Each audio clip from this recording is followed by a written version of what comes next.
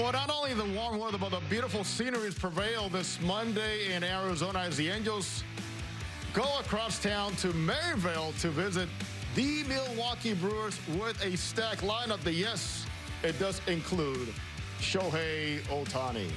As we welcome you to our set here in Southern California, glad to have you with us for Angels Baseball, Jose Mota and Mark Gubas. Mark, you know what? You and I have talked about this for years, but players, regular players, making more appearances early in spring, especially when playing away. That play's pretty big. Yeah, on the road, to have this type of lineup, this could be the everyday lineup on opening day against the Chicago White Sox. So it's fun to see those guys playing, getting back-to-back games for a number of them. Get those at-bats, get their timing going for the offensive players, and, of course, working on your defense as well. Well, 1985 was a very special year for a lot of us, including one, Mark Gubas. But for Joe Madden, something kind of rings right as to why things need to go back to perhaps that year. Play like it's 1985. I mean, that's the push this year. And when you play like it's 1985, I want to envision a real assertive, aggressive, attitudinal kind of a game where maybe pushing it on the bases may be anti-analytical, but I think it's going to benefit us as an example. If anything, I really want to see our guys come out and we'll all be on the same page, playing the same assertive, aggressive style of baseball. Well, you can see the difference as far as the batting average. Strikeouts per game from 1985 to 2020. A lot more baseballs put in play, stolen bases up a lot higher. Puts a lot more pressure on a pitching staff, but the batting average in home runs, obviously a big difference from 2020 as compared to 1985. You lived it, Gooby. What was about 1985 so special for you? The big thing was for me was the fact is you really had to be aware of a running game, and we saw that yesterday with the guys on the move. David Fletcher going on a 3-2 count with one out. Not always an automatic go on that play, but Trout ends up getting a base hit because the second baseman out of his comfortable fielding position. Here's going to be a ground ball double play, but a hit and run put on at a 2-1 count with one out. Instead of being 2 outs, it's first and second. It was done perfectly, putting that ball on the ground, putting that pressure on the defense, ends up resulting in a couple sacrifice flies during the course of the game for the Angels. So every once in a while, when you don't have that home run swing going, Jose, it's the little things that really account for scoring some runs. All those things matter so much, and you know what, nowadays people do not applaud productive outs. They matter. They get your runs, just like you saw there on the triple tag on the bases. But you got to also match that up, especially when we face good pitching with catching the baseball. And the Angels did not do a good job last season catching the baseball. You know, Jose, you're exactly right. And the big thing is the emphasis this entire spring training is working on the fundamentals and playing some solid defense. And Iglesias made one of the best plays you'll see the entire spring, maybe the entire season. What a play that was using the bare hand. By making those plays, it allows your pitchers to be more aggressive, throw strikes, and Rengifo showing the same thing with the range, coming in with that bare hand as well.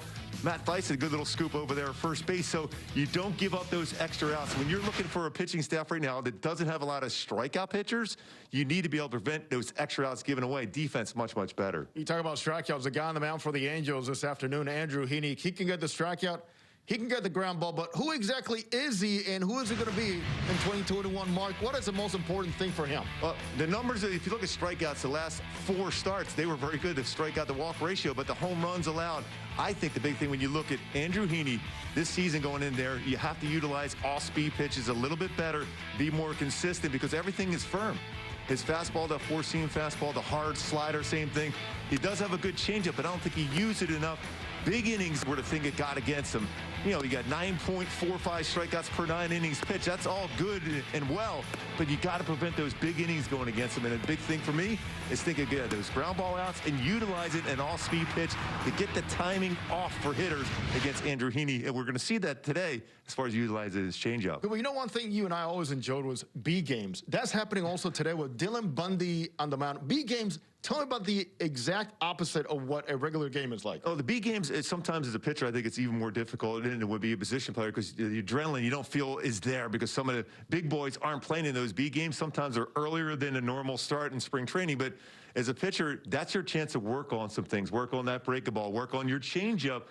Today for Dylan Bundy working on that splitter. So it's going to be important to be able to stretch it out a little bit more because we're seeing condensed innings for starters. Dylan Bundy will be able to get a few more pitches, maybe a couple more innings down there in that B game. Now, in those B games, you recall anything memorable in terms of how many people you faced? Not an entire lineup, right? No, not the entire lineup. But I always felt, especially when you're facing some young hitters, they're not chasing breaking balls out of the strike zone. They're looking for a fastball. I don't care how good your fastball is, they will cover that. Trust me, I saw him make a lot of young hitters look really bad in the backfields in Baseball City, Florida. Yes. Oh, yeah, including me, by the way. Yeah, I look bad against you. So when we come back, it's all about baseball. First pitch with Angels at Maryville lineups. And the guys on the mound, big boys playing.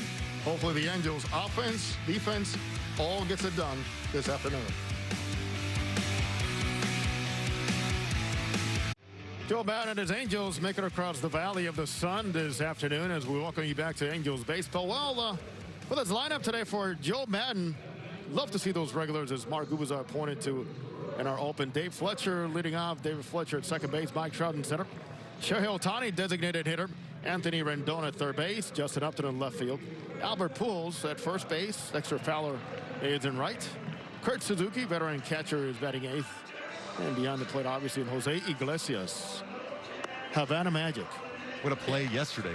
Wow. He's a shortstop batting ninth for the Angels on the mound.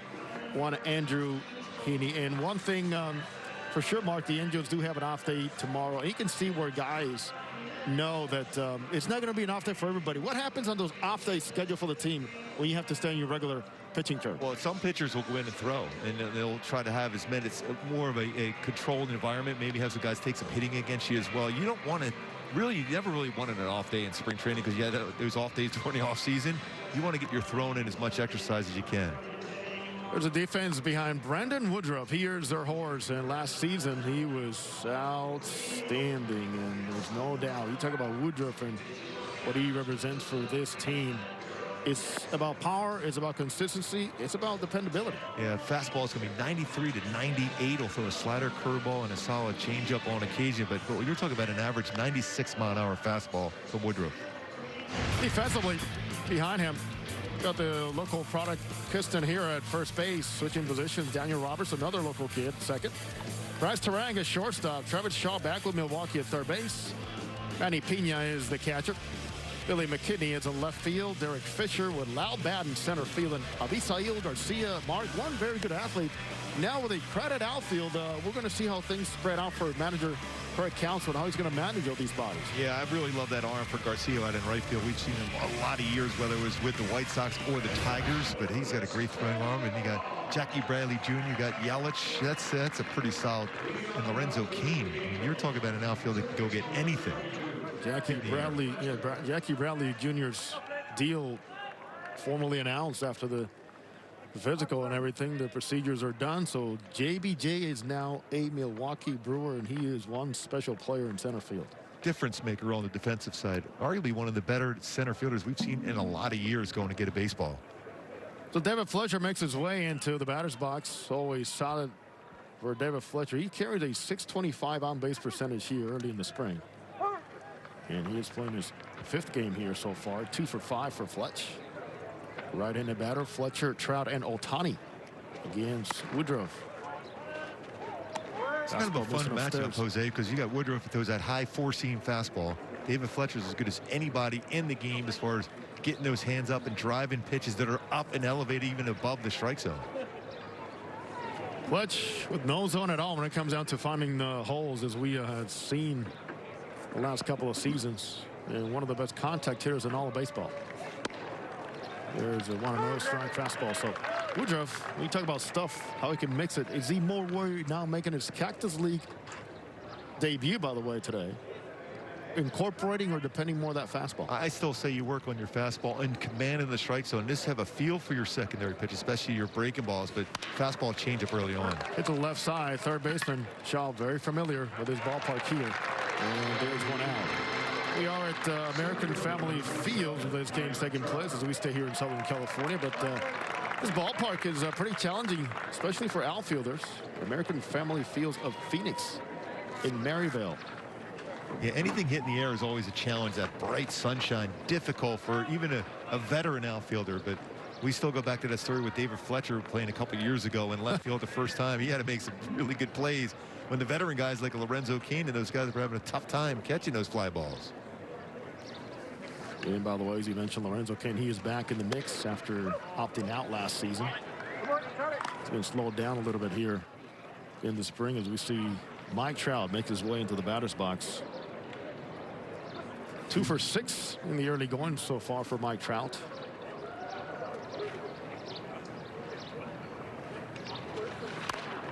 All fastballs so far you're seeing for Woodruff, which is you would think you would do early on your first time out. That's some good carry on that last one. Trouty not sure about the movement coming in right off the handle there.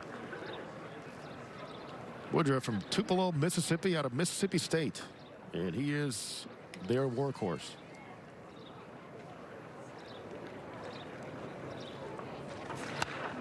That's a good hack for Trout on an upper part of the strike zone. It's good to see that from him.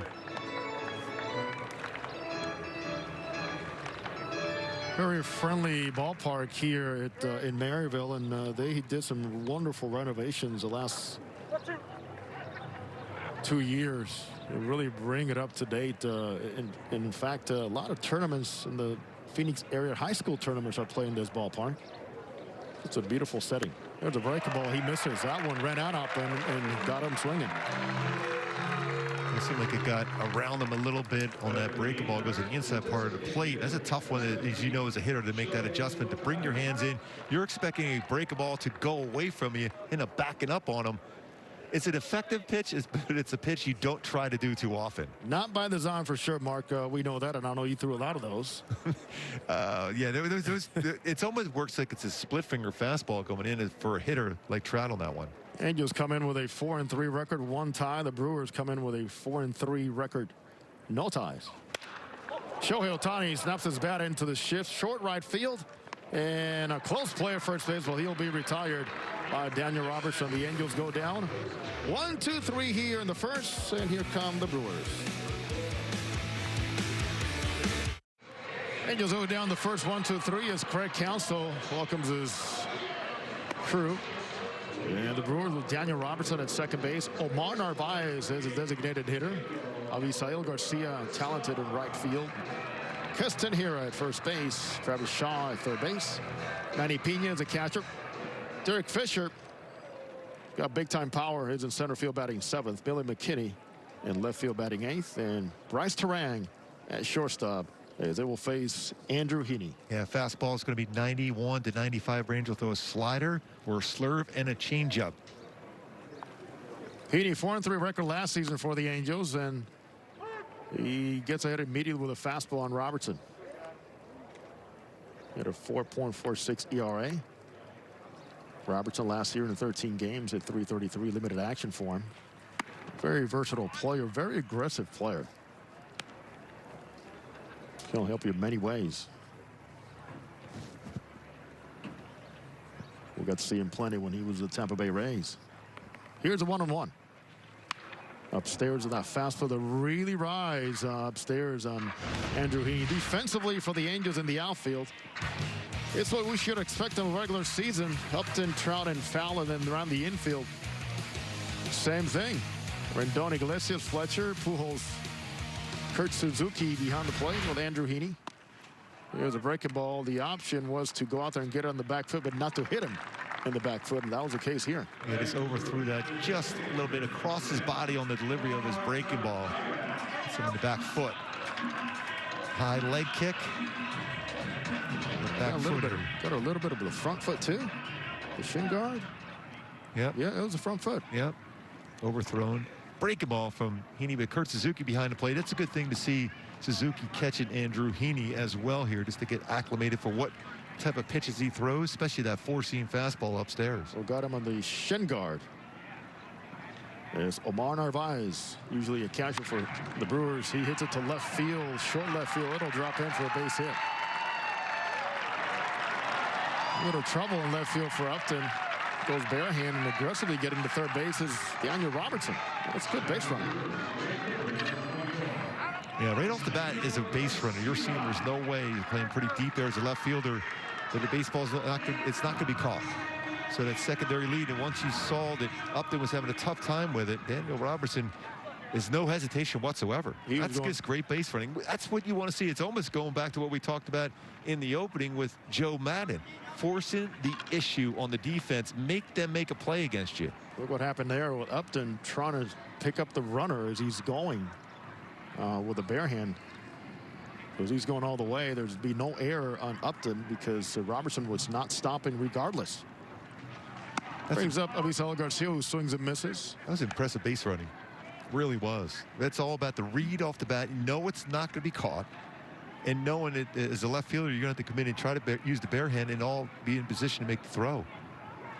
Avisaíl Garcia. Out of Anaco in Venezuela.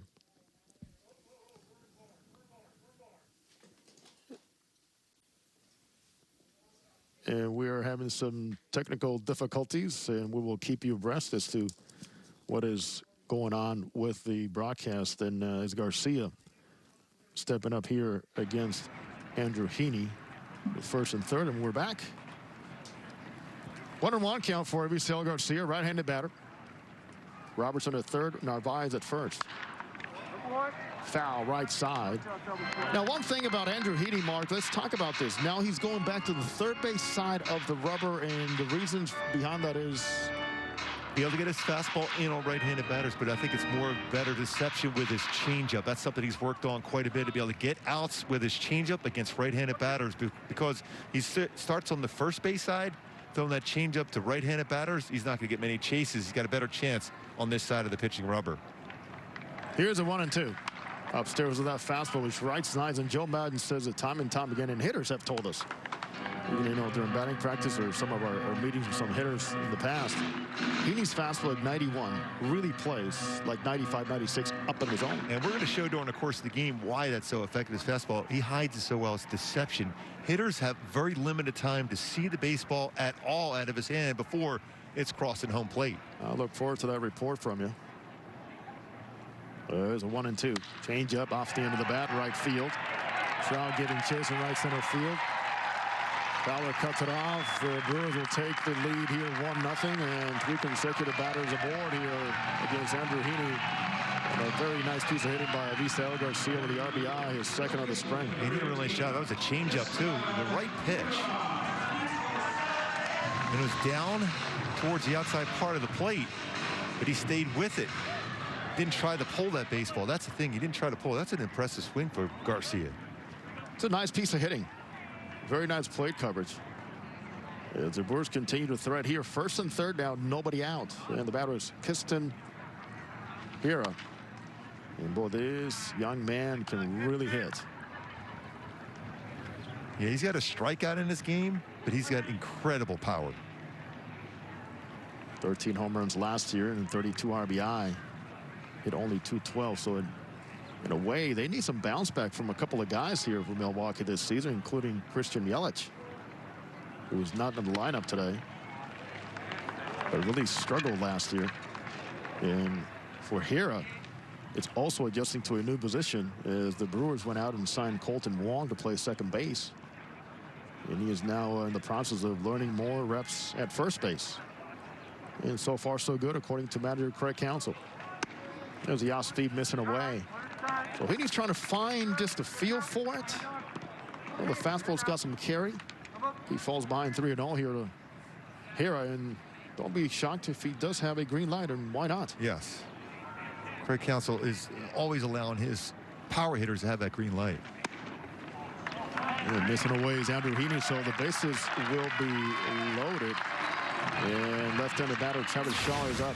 Yeah, slow start for Andrew Heaney, but my go-tos for him to be successful here today is ride that fastball upper quadrant of the strike zone. We saw him try to do that against Garcia, and an improvement with his changeup. He worked a lot on in the offseason as far as getting a better feel for his changeup, moving over to third base side of the pitch and rubber.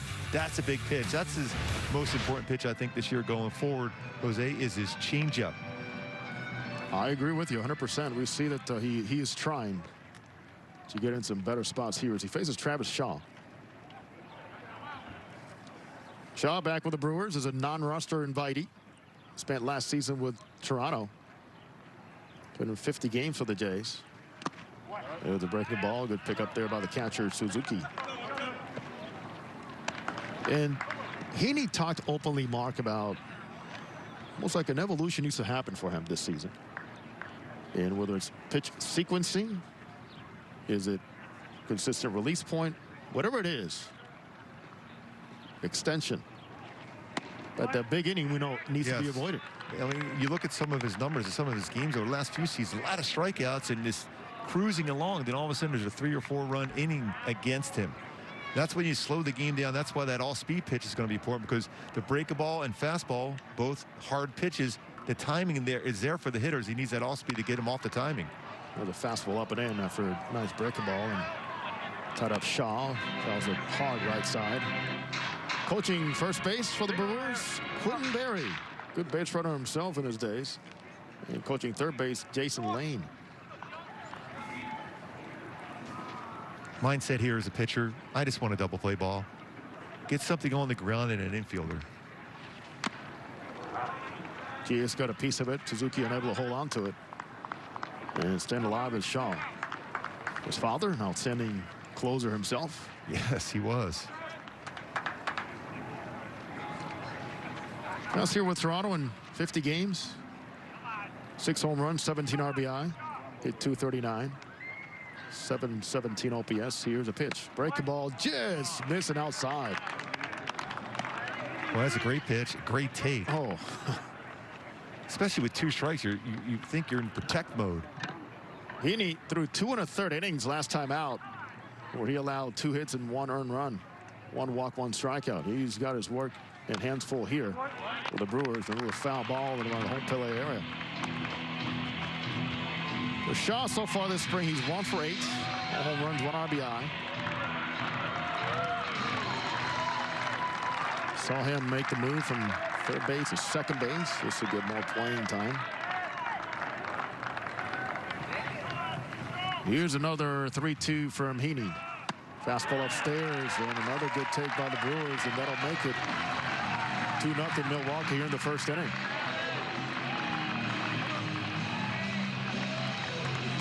Jose, we haven't seen Joe Madden do this often, but a lot of pitches in the first inning, and you want to be able to stretch him out.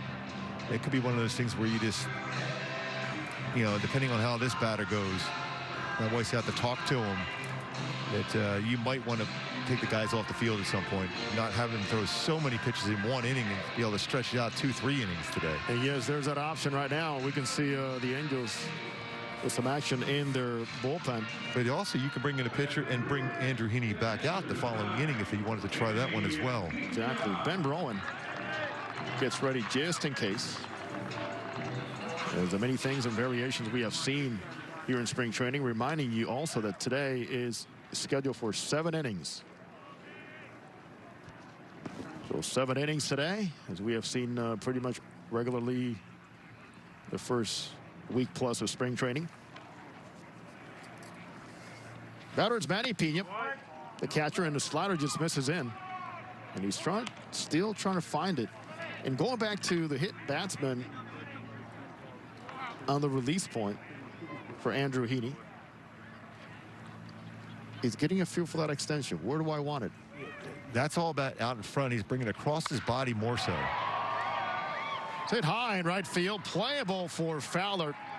And in the warning track, he makes a catch, and the Brewers are off and running now with a 3-0 lead here on the sac fly by Manny Pena. Baseball carried a lot further than I thought off the bat. Yes, it did. Typical Arizona Cactus League game. When you hit the ball in the air, it's going to have some pretty good carry. That one did. For Manny Pena, his 3rd RBI of the spring. Good piece of hitting. We talked about situational hitting and productive outs in our open, and this is what the base running by Robertson it all did this inning. It looks like Joe Madden is going to go to the bullpen. I would not be surprised to see Andrew Heaney come back out to pitch the bottom of the 2nd inning. So 23 pitches in. Rowan coming in, and we will take a break with the Brewers up 3-0. California. Nice sky in Arizona, and for the Brewers up 3-0. Already a couple of hits, taking advantage of Andrew Heaney, a couple of walks, a hit batsman, and still threatening here in the bottom of the 1st inning.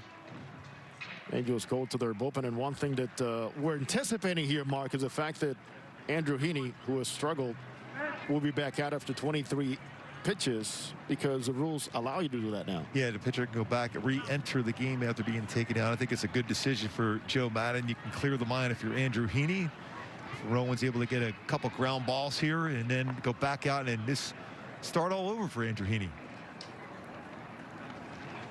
Side armor check swing from Fisher, third base side. Rendon, long throw, one hopper off the bag. So everybody's going to be safe. And run number 4 comes across home plate for Milwaukee. 4-0 Brewers. I almost thought that Rendon was going to go home with that one on the throw, but it's an off-balance throw. Here's the play again. Rendon playing off the bag. And that's going to be a tough throw. You see the target being set up by Suzuki to be away from the plate, but off balance, trying to make the throw to the first, unable to do so. Well, Fisher himself gets himself his 4th RBI. And that'll bring up the number 8 hitter, Billy McKinney, with the Brewers now first and second, up by 4 right off the gate. Right-hander Rowan delivers. Side armor falls on that one. 1-0. McKinney, 1 for 9 so far this spring. Limited time with the Blue Jays last year. Made the most out of it. 3 at-bats, 2 hits. Pretty patient club right now in Milwaukee. Not chasing anything out of the strike zone. Goes back to Robertson. Goes back to Avisail Garcia before his single to right. Hira and Travis Shaw, you're right. A lot of discipline shown here by the Brewers. Another good hitters count here, 2-0. I mean, a number of those pitches for Andrew Heaney didn't miss by a lot, but they were reading that very well out of his hand, which is something we don't see a whole lot for hitters against Andrew Heaney. His deception. A lot of times he'll get chases that are non-strikes. 2-1 to the batter, McKinney. Rowan just comes in. So again, substituting for now, we believe, Andrew Heaney, who threw 23 pitches.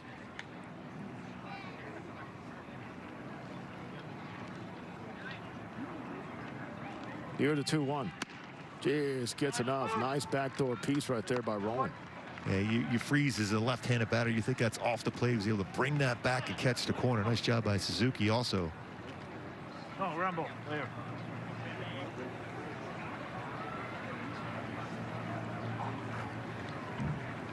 Number 9 hitter, Bryce Terang waiting on deck. Here's the 2-2.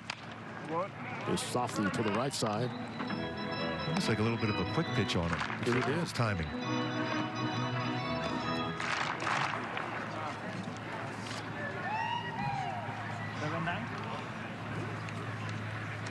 That's submarine style, but we also have seen him throw from over the top.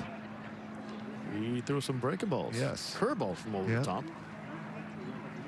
32-year-old from Dunedin, Florida, Ben Rowan. Here's a 2-2 again. Tied him up. That was a nice cut. Submarine right there, Gooby. Well, if you make any contact, that's going to be off your leg or potentially off your thigh. Look at that move. You're actually, as a hitter, Jose, I think you're pretty happy that you missed that baseball because there's no way you're keeping that fair. If it made contact, that's off your body. That was a great view and good point, yes. And having done that many times, contact hurts more sometimes in those situations. So 2 down, the number 9 hitter for the Brewers, Bryce Terang, the shortstop, steps in, and he also gets the same pitch and hits it to short center field. Trout under it, and he makes a catch, but not before the Brewers score 4 times here in the first inning, and they lead 4-0. Stay connected with the Angels all season long. Download the Ballpark app and follow the Angels across all of your favorite social media channels at Angels. Visit angels.com/social for more information. A beautiful day, 83 degrees in Maryville today as the Angels fall behind quickly in this first inning, 4-0. And you'll see Anthony Rendon, Justin Upton, and Albert Pujols against Brandon Woodruff, who made 13 starts last year, Mark, and he is pretty much the workhorse as he makes his debut here in the Cactus League. He was held back a few days because of a stiff back, but this guy really brings it for them. Yeah, I like his fastball a lot. He will run his 4-seam fastball upstairs, occasional 2-seamer as well, but his slider is good. Curveball. He hasn't thrown his changeup as much of late, but it's a pretty good one.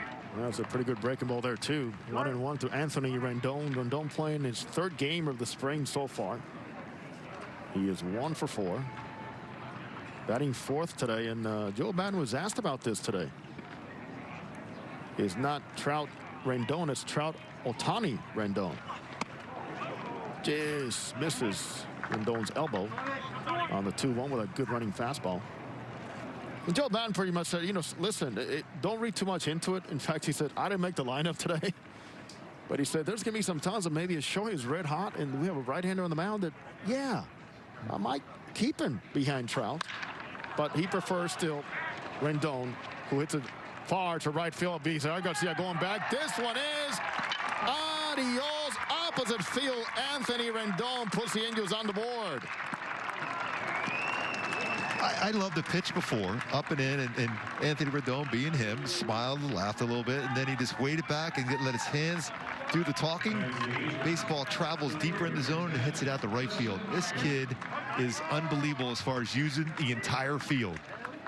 Drifted out over the plate. It was supposed to be a fastball back in, missed location, short through the baseball, inside out, and hits it out the right field for Anthony Rendon. And that is why Joe Madden prefers Rendon hitting behind Trout. That combination is lethal.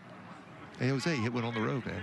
Remember all his home runs last year at the Big A? Every home run last year for Anthony Rendon came at the Big A, and boy, he hits line drives out of any ballpark.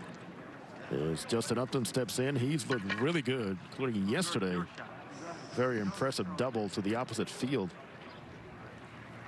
And Woodruff, who allowed 9 home runs last year in 73 2/3 innings, allows his first one here in his first opening of the spring. Rendon just showed how tough he is. You have a pitcher throwing upper 90s, runs a fastball in, and just laughed. Wasn't intimidated at all. Was ready to go next pitch and hits it out. That's a bad feeling when you're on the mound when somebody does that to you. Really? Well, anytime they hit a home run against you, it's never a good feeling, but especially after you throw a fastball in to say, hey, listen, I'm out here on the mound. Good fastball just missing away. He's got enough zip right now, and it doesn't seem like that stiff back is bothering him at all. Good release point, good delivery, fluid. Justin Upton hoping to start things off in April. How things ended up for him in September of 2020. And catcher Pena setting almost off the plate outside, and hitting his spot is Woodruff. The key for a good start for Justin Upton is staying healthy. Being healthy in spring and carrying into the season. Last couple of years, even during the offseason, it's been a tough time, you know, getting into your baseball routine. You're just rehabbing and trying to get healthy again. And because of his injury a couple of springs ago, opened the door for Brian Goodwin, who is now with the Pittsburgh Pirates. Good fastball upstairs, good take by Upton. 3-2 now. Albert Pujols waits on deck. Upton so far in the spring, 3 for 8. 1 home run, 2 RBI. Playing in his 5th game. Pena again setting up outside. Let's see if he does it again with a fastball. Here's a 3-2. He does, and Upton hits it hard.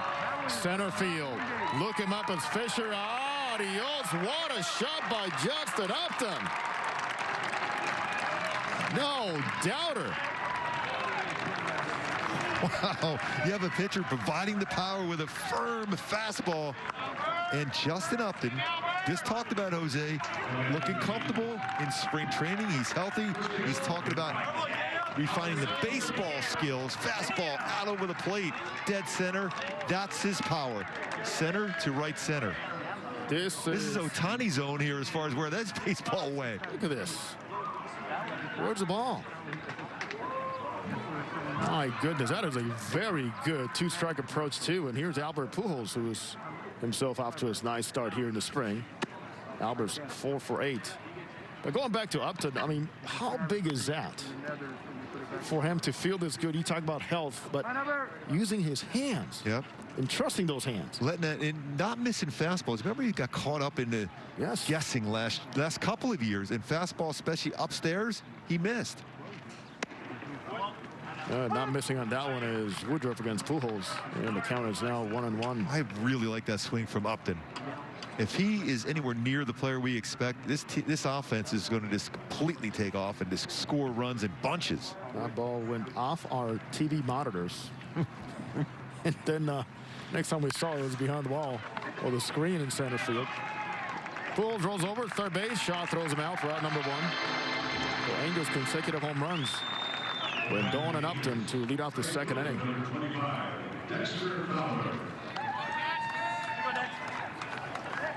Then going back to Woodruff, Mark, 13 starts, which obviously was tops in baseball. 3-5 record, 3.05 ERA. He had a complete game in his 7 3 2/3 innings. Only allowed 55 hits. Think about that. 9 home runs.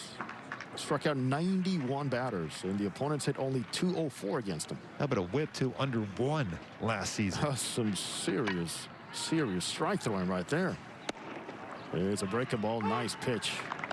That's a good curveball from him. When you throw your fastball at the upper quadrant of the strike zone, very important to be able to have a curveball as well, but his slider's tight. Will throw down and into a left-handed batter. Fowler looking much better the last couple of at-bats. He is 2 for 7 officially. He takes his walks, hits it right to the mound. And Woodruff will throw him out for round number 2. So, Gooby, as you know very well, that's your first test as to see how your back reacts to quick movements on comebackers. Because that ground ball stayed low. A lot of times you'll have that one will be at least around, thigh high, belt high. That stayed low. That makes you forced to get down there and field that, especially with a back issue. But you're so used to fielding so many ground balls in spring training.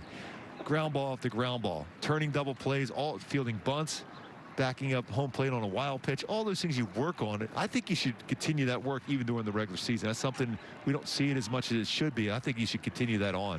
I agree with you. Needs a nice breaking ball on Kurt Suzuki, Angels number 8 hitter. Suzuki 1 for 4 so far in the spring, playing in his 4th game. Good season for the Nationals last year. Cal State Fullerton product. Won a collegiate championship at Cal State Fullerton, won a World Series championship with the Nationals. That is a winner. With teammate Anthony Rendon. Here's a breaking ball again, hit softly to the right, and Woodruff again will do it himself. And the Angels, Mark, made it quite loud throughout this inning. And I like these home runs. One to right field, the other to center field. The mammoth home run for Jay up, and after Anthony Rendon went inside out for a home run. Some power for the Halos.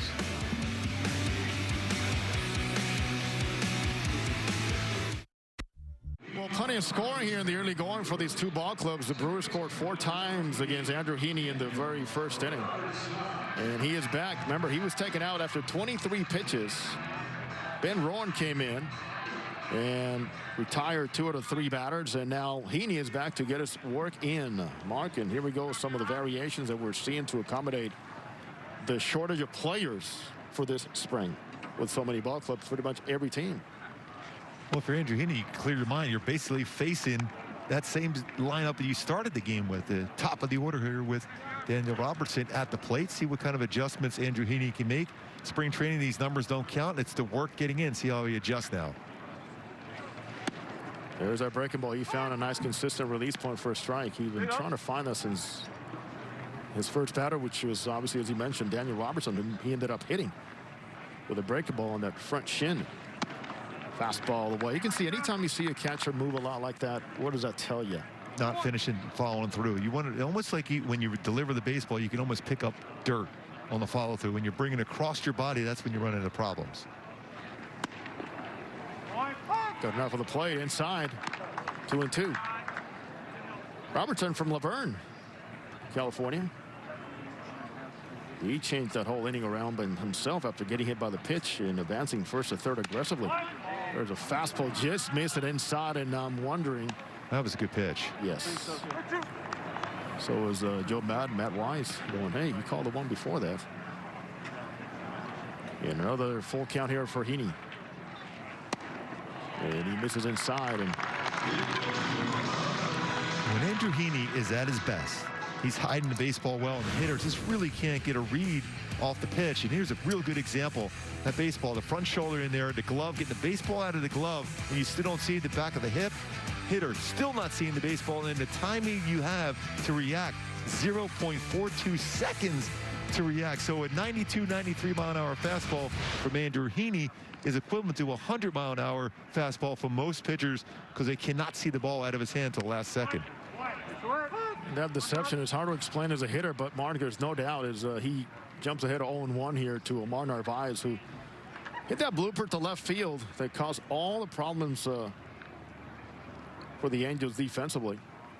Allowed the Brewers to have first and third right off the get-go and eventually scoring 4 times. Going back to that point you make about deception, that radar gun sometimes can be a big enemy for you as a hitter, going, oh, you know what, only 90, 91, how nice. Before you know it, it's on you because it's hidden so well. Remember, we talked about that a lot with Jared Weaver, because even though, you know, towards the end of his career he's throwing in the mid to upper 80s, but how his delivery and his deception, that fastball was still on you, because when he released it out of his hand, he was about 50 feet away. And his frame helped a lot too at 6'7". Here's a 1-1 for Narvaez, 1 for 1 today. Fouls it off left side. And, you know, going back to Weaver, you talk about his size, his arm speed. And we've had a great feel for pitching since his college days. Yep. And then where he was coming from. The, you know, crossfire. Yeah, very hard to be able to pick the baseball up out of his hand. And when he first came up, we knew he had that upper 90s type fastball. But as the innings and the pitches progressed, didn't quite have the velocity, but still he had the deception. It was a great deception there. Nice breaking ball. Best one he's thrown pretty much all afternoon for Andrew Heaney. Good first out. Really good follow through on this one, Jose, for Andrew Heaney. Kept that front shoulder in. You see where he's lined up. The shoulders are squared up. He's landing going towards the target. That's where you have that good late break to his slurve combination curveball slider. And to the liking of his veteran catcher, Kurt Suzuki. These were, you know, veteran catchers have to play a big role here. Just keep him under control. Give him a target where he's going to be comfortable hitting. That brings up Avisail Garcia. He's 1 for 1. He dumped a changeup in front of the right fielder Fowler in the first inning with it for an RBI. And we see Garcia and home plate umpire Kyle McCready with a late call. And Garcia not all too happy. McCready, by the way, behind the plate, Kyle McCready, Jordan Baker, Pat Holberg, and Paul Clemens. The umpires around the bases, as we know in spring training, they will be rotating throughout. So a pretty good swing again, right side. Long run from Fowler. He's still going. It's going to be a fair ball. And a quick throw to second base. And the runner, alertly, Robertson, makes it in safely. That had all of us fooled the way it left the bat, and Garcia thinking the ball was pretty much. I was thinking it was going to be about 20, 30 feet foul. Fowler's got to go a long, long way. When you look at the power numbers throughout his career for Garcia, he hits the ball really, really well to right center.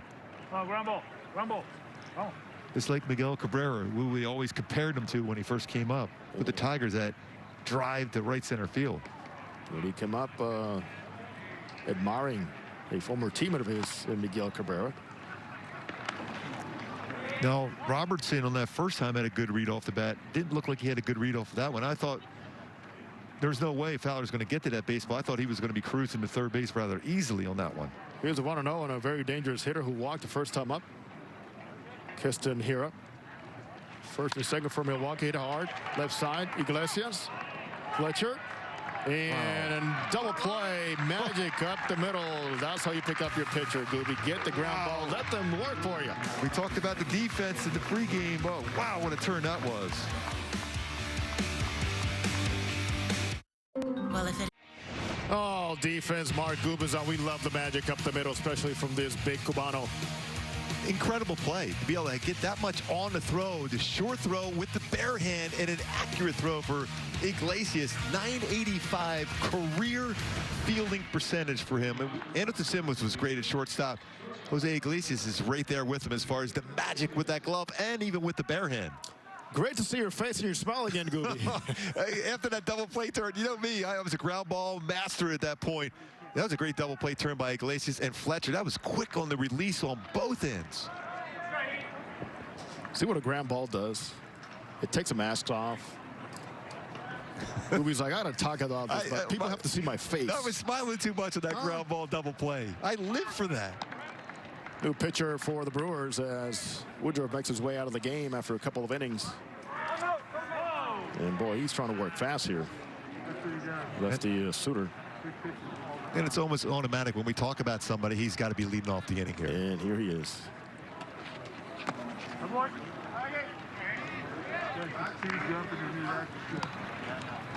Brent Suter, lefty, against Jose Iglesias. 4-2 Milwaukee lead. Well, the Angels did a fine job in that second inning. Home runs by Rendon leading off, and then Justin Upton after going down 1-2-3 in the first inning with 8 pitches for Woodruff. Cut fastball there from Suter, who is 31 years old, from Chicago. Out of Harvard University in Cambridge, Massachusetts. For the Brewers last year. As Iglesias is a foul hard. Watch out.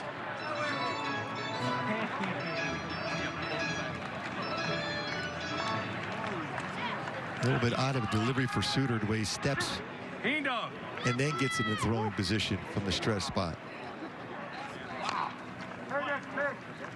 Seems to have the type of action that even as a hitter, I feel like you got to speed up yourself. It's all. So there's another type of deception there. Yeah, I was just going to say, deception is so important for pitching. If you can have the best fastball if you're straight over the top where the hitters can see it, it's still hittable. There's a breaking ball, not hittable. As swinging right through the top of that one is Jose Iglesias for out number 1. The Angels number 9 hitter goes down.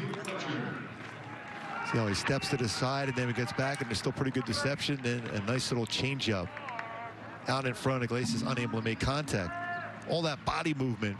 Rich Hill's one of those pitchers, former Dodger, now with the Tampa Bay Rays. All the different motions going in there, and it's tough to be able to pick the baseball up out of his hand. And I always remember Bobby Grich telling me, one of the all-time great Angel player, Bobby Grich, all you're trying to do is find that baseball out of the hand. Clear everything else out, all the movement, the glove, the legs, the arms, and you're just looking and tracking the baseball out of the pitcher's hand. David Fletcher with a 1-on-1 count here against Suter. Swing and demands a good running fastball away.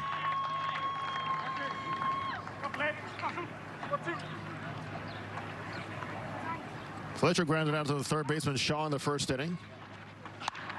He reaches a fastball upstairs, short right center field. Avisail Garcia from Minnesota will put it away for out number 2. Well, very special player, the best in the game, coming up here for the Angels after a strikeout in the first inning. But boy, a decade of greatness for one number 27. Amazing. First in WAR, OPS, slugging percentage, second on base percentage, third in home runs, 302 passing Tim Salmon this past season. That was a lot of fun, that game where he hit that number 300 with Fish in the stands that night. It was perfect. A Mike Trout weekend. Trout reaches for the off-speed low and is skied to the right side. First baseman Hira will put it away. A nice inning for Brent Suter as Milwaukee leads by 2. We are so excited to welcome fans back to the Big A this season, and you can shop for the latest Angels merchandise right now. Email LAAteamstore@legends.net or call 714-940-2618 to place your order. Yes, fans back at the Big A for the opener on April 1st. Well, I thought I was looking at an episode of Yellowstone with the horses out there. Not far away. Brandon Woodruff himself out of the ball game after a couple of innings. The first batter grounds it right back to the box. Travis Shaw retired. 1-3 by Heaney. So Heaney, again, very unorthodox way of doing things here in spring training. After 23 pitches, he had to be pulled out of the game. Ben Rowan came in, faced 3 batters. Heaney back out last inning and faced 4 batters. Got the help of a double play, and he's back out now for the 3rd inning of work at 39 pitches. Jose, I like this rule. I really do, because instead of having him waste another maybe 10, 13, 14 more pitches and still not having a good feel, you can take him off the mound and have him re-enter. It's like you do in high school baseball. And now all of a sudden you're seeing a different Andrew Heaney that we saw in the 1st inning. Last inning got that ground ball double play, also got a strikeout looking. And it seemed like he found the feel for that slider, which he really needs. Fastball up to Manny Pena. Pena had a sac fly in the 1st inning. One thing he's doing on his 4-seam fastball now is kind of recoil and not finishing off, getting out over that front leg. He's elevating that fastball just a little bit more than we're used to seeing that from Andrew. Hit the center field, hit hard. Trout is going back. He is going to see this ball hit the wall. And Trout now not in the game is Jordan Adams in center fielding, just making plenty of moves on the defensive side. And that'll be a double for Manny Pena. And as you can see, Brandon Woodruff on screen, we are today sharing a feed with the Milwaukee Brewers, so we appreciate their granting us all these wonderful shots. Woodruff taking care of the local broadcast and spending some time on the sidelines. I think he was talking about that home run that Justin Upton hit against him. Nope. He was probably talking about the time he got Trout out that first at bat on a strikeout. Not about the home run that Justin Upton hit against him. Rendon took him opposite field, and then Upton hit one that we still haven't seen it land. Brewers scored 4 times in the very 1st inning, thanks to a hit batsman, 2 walks, sac fly. It's a batter. Fisher hits it the short left field. Little trouble, and oh my goodness, Jose Iglesias. Is that unreal? Just that is unbelievable. That is magic. Are you kidding me? That is unreal. Upton was having all kinds of trouble with it. And then came Iglesias. How did he even catch that baseball? And then he flipped it over to Upton for a double play. That is magical. You're 6-7. 4?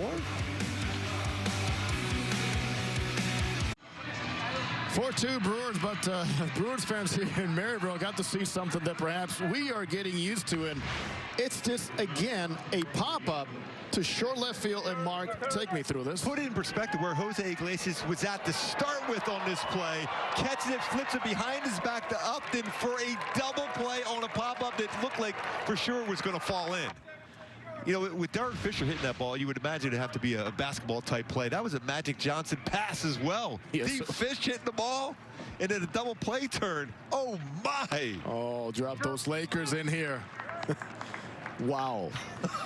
I'm still stunned at that play. Oh, a little Havana magic for Jose Iglesias again. Shohei Ohtani takes a breaking ball from Suter. Just the distance he covered. He was behind second base. Wow. Yeah. Yesterday's play, all right, I thought that was best play of the spring. Well, you know what? No. That's ridiculous. That's incredible. Just like you used to do it, Jose, back in the day. I try, but I really miss most of the time on those pop-ups. But I made it look good, though. Yeah. Shohei Ohtani makes it look good going the other way. Shohei 1 for 2. He really has looked really fine and locked in against lefties so far in the spring. And that's another one of those real good swings going the other way for Shohei Ohtani. Hit that yesterday, that line drive. Just missed a home run yesterday. Shohei now 5 for 9 here in the spring. Oh, plus he throws 100 miles an hour, by the way. Yeah, I see that. And anything else? I'm still this. I'm so glad we have that mask off for this moment here. I can't stop smiling at that play by Iglesias. That's incredible. Suter working his 2nd inning. Almost gets Shohei at first base. Letting that baseball get deep in the strike zone. Lines it the other way, keeping that back foot still. Shohei Very fast base run. As Rendon hits it hard again to right field, this time right at Avisail Garcia for out number 1. Boy, Anthony Rendon looks like the season could start today. And he really hasn't had a ton of at-bats yet. Come in with 4 at-bats. Yeah, veteran hitters, that's what they try to do. And I remember listening to George Brett over the years. They were always thinking up the middle, the other way. Because eventually you're going to be able to turn on some mistakes inside. But if you let the baseball travel, that's when you're reading breaking ball. You're reading fastball off speed and letting the baseball get a little bit deeper in the strike zone and hitting the ball the other way. And that'll bring up Justin Upton, and boy, he made it sound all around the valley with this one.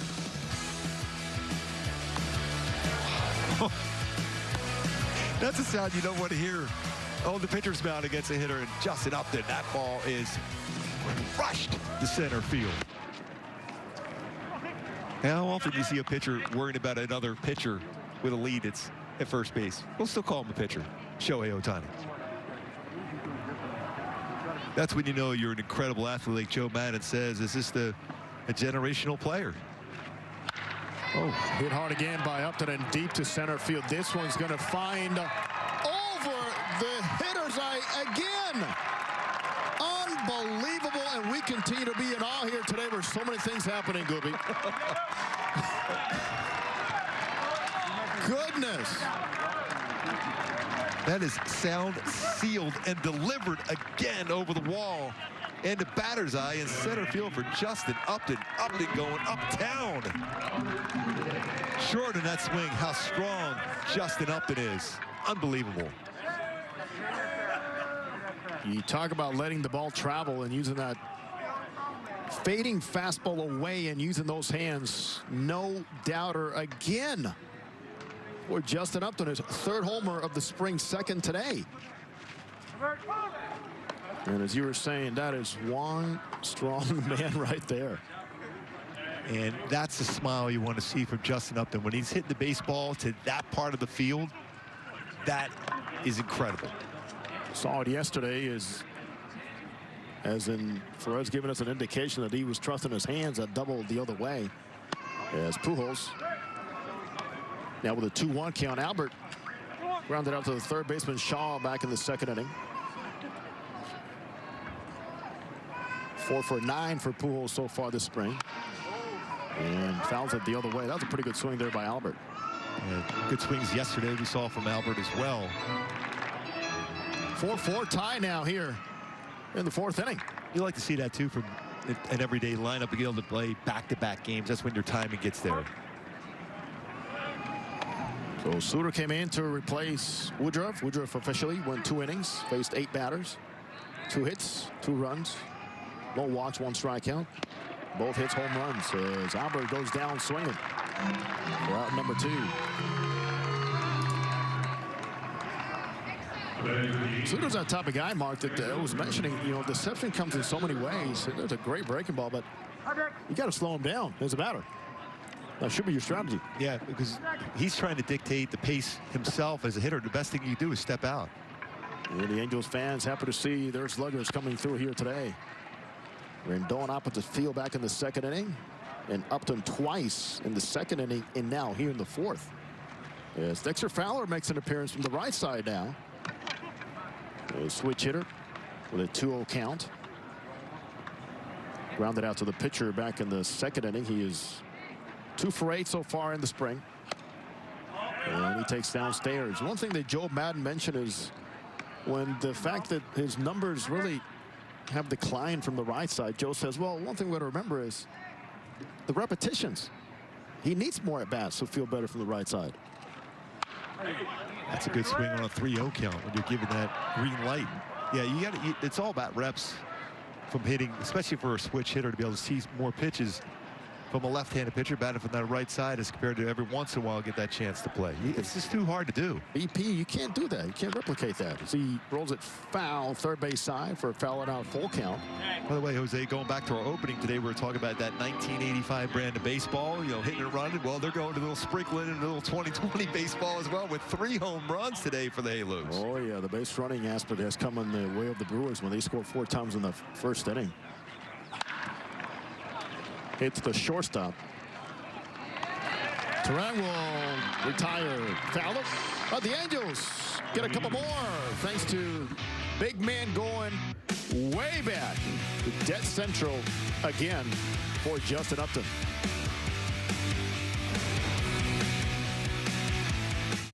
Walking on sunshine for my friend Mark Gubazan, 1985 was very special. Oh, he got away with a slider there, a couple of. That's why my elbow is bent right now. A lot of sliders thrown. Didn't have that upper fastball, upper part of strike zone too often, but that slider was my pitch I had to go to get it out. Got the hair. Yeah, and then the fist bump. I didn't like hitters a whole lot. I can tell. Yeah. Hey, I saw it.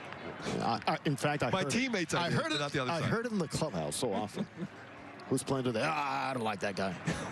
Gooby, do you like anybody in the? No, I don't. No. Well, you talk about walking on sunshine. Huh? Oh, 1985. Oh, wow, the good old days. Wow. Yeah. And why do we keep using that song? Yeah, that was our big song. That was our song we played all season long in the clubhouse, walking on sunshine on the way to the World Series in 1985. Well, the excitement continues around here in our set in Southern California with Gooby in 1985, but also on the mound for the Angels, Chris Rodriguez. Boy, you talk about promise. And lighting things up the first time out against Cincinnati, he was absolutely electric. That's tight, that breaking ball. Chris Rodriguez from Miami, great young kid who has been limited by so many back issues that he is just happy to be healthy and to be in a baseball field and competing and very close to being a big leaguer. Look at that stuff right there. That's tight. That is. Look at that look from Shaw going. I mean, McKinney going, wow, what was that? That's late break. Did the same thing to Joey Votto in his first appearance. Yeah, remember that one? And that doesn't happen too often where Votto doesn't make contact. Fourth round by the Angels back in 2016. And Chris Rodriguez, a very confident young man, gets a chance now to pick up a clean inning here. Came in relief his first time out, and he was just dominant. He's got a four-seamer that runs automatically out. Has a lot of tail, 94-96. Throws a two-seamer, throws a changeup, curveball slider. And one good thing, if we can say about injuries, is the fact that his arm has been healthy the entire time.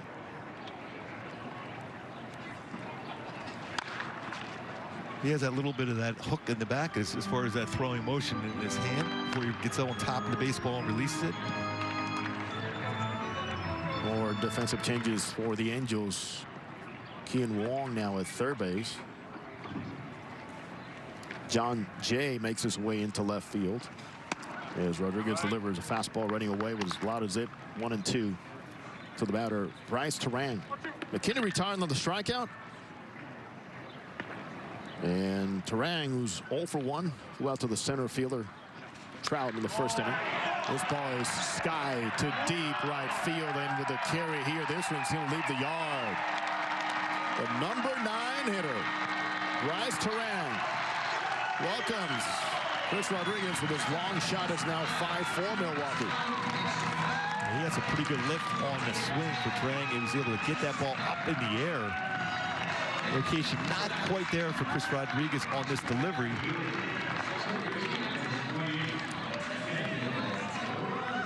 That baseball went a long way as well.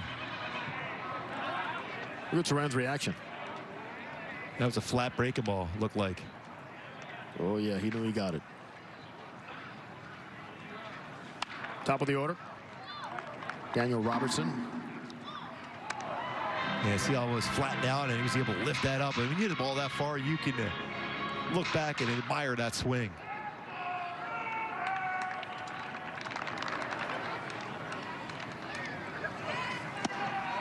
Boy, that's a swing that tells you somebody's got pretty good stuff right there.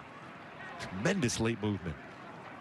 Between his changeup and fastball. And a non-committal swing by Robertson, hit by a pitch.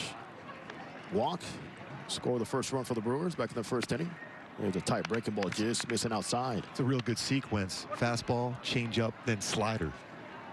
And a real good slider, barely off the plate. Now you're going to get the hitter be a little more aggressive because that was that close to the strike zone. He's more apt to chase now. Another ball elevated, hit hard to left field. It's going to drop in front of John Jay, who quickly sends it over to second base, and Putting on the brakes at first base is Robertson, who's been on base every single time here for the Brewers as a leadoff guy. Also, another defensive change for the Angels. Jose Rojas now at first base. And Joe Adele comes into the game in right field. Again, Wong at third. Rojas at first, Adele in right, and John Jay in left field. Jordan Adams had taken over center field for Mike Trout the previous inning. Additionally, Franklin Barreto at second base also came on the previous inning for David Fletcher, and Barreto was the last out in a magnificent, magical double play turned by Iglesias to Upton to Barreto. Oh, just your typical, 6'7" 4 DP. That's still so shocking, that play. That's a pretty good running fastball there by Rodriguez to Narvaez.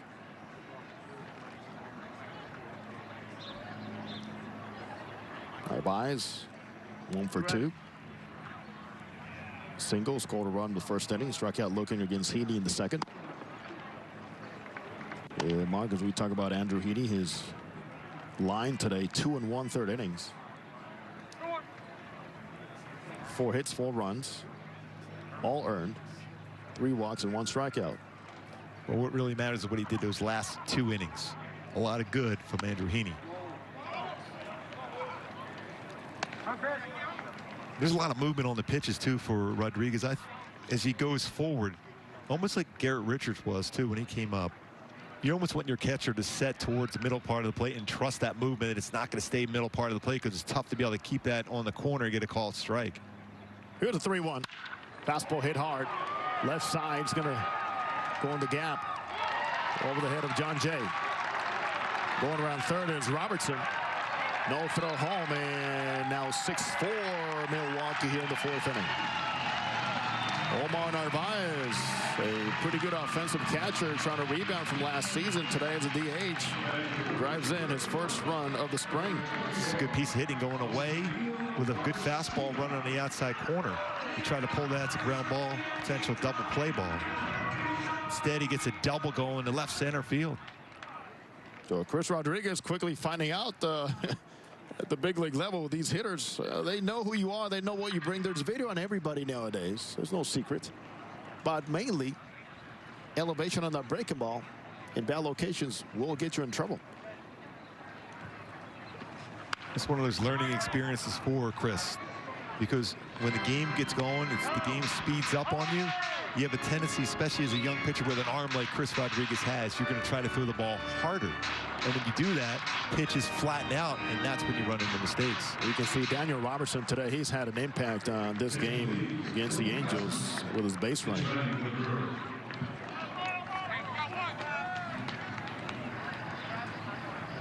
Jason Lane has been busy at third base coaching for Milwaukee.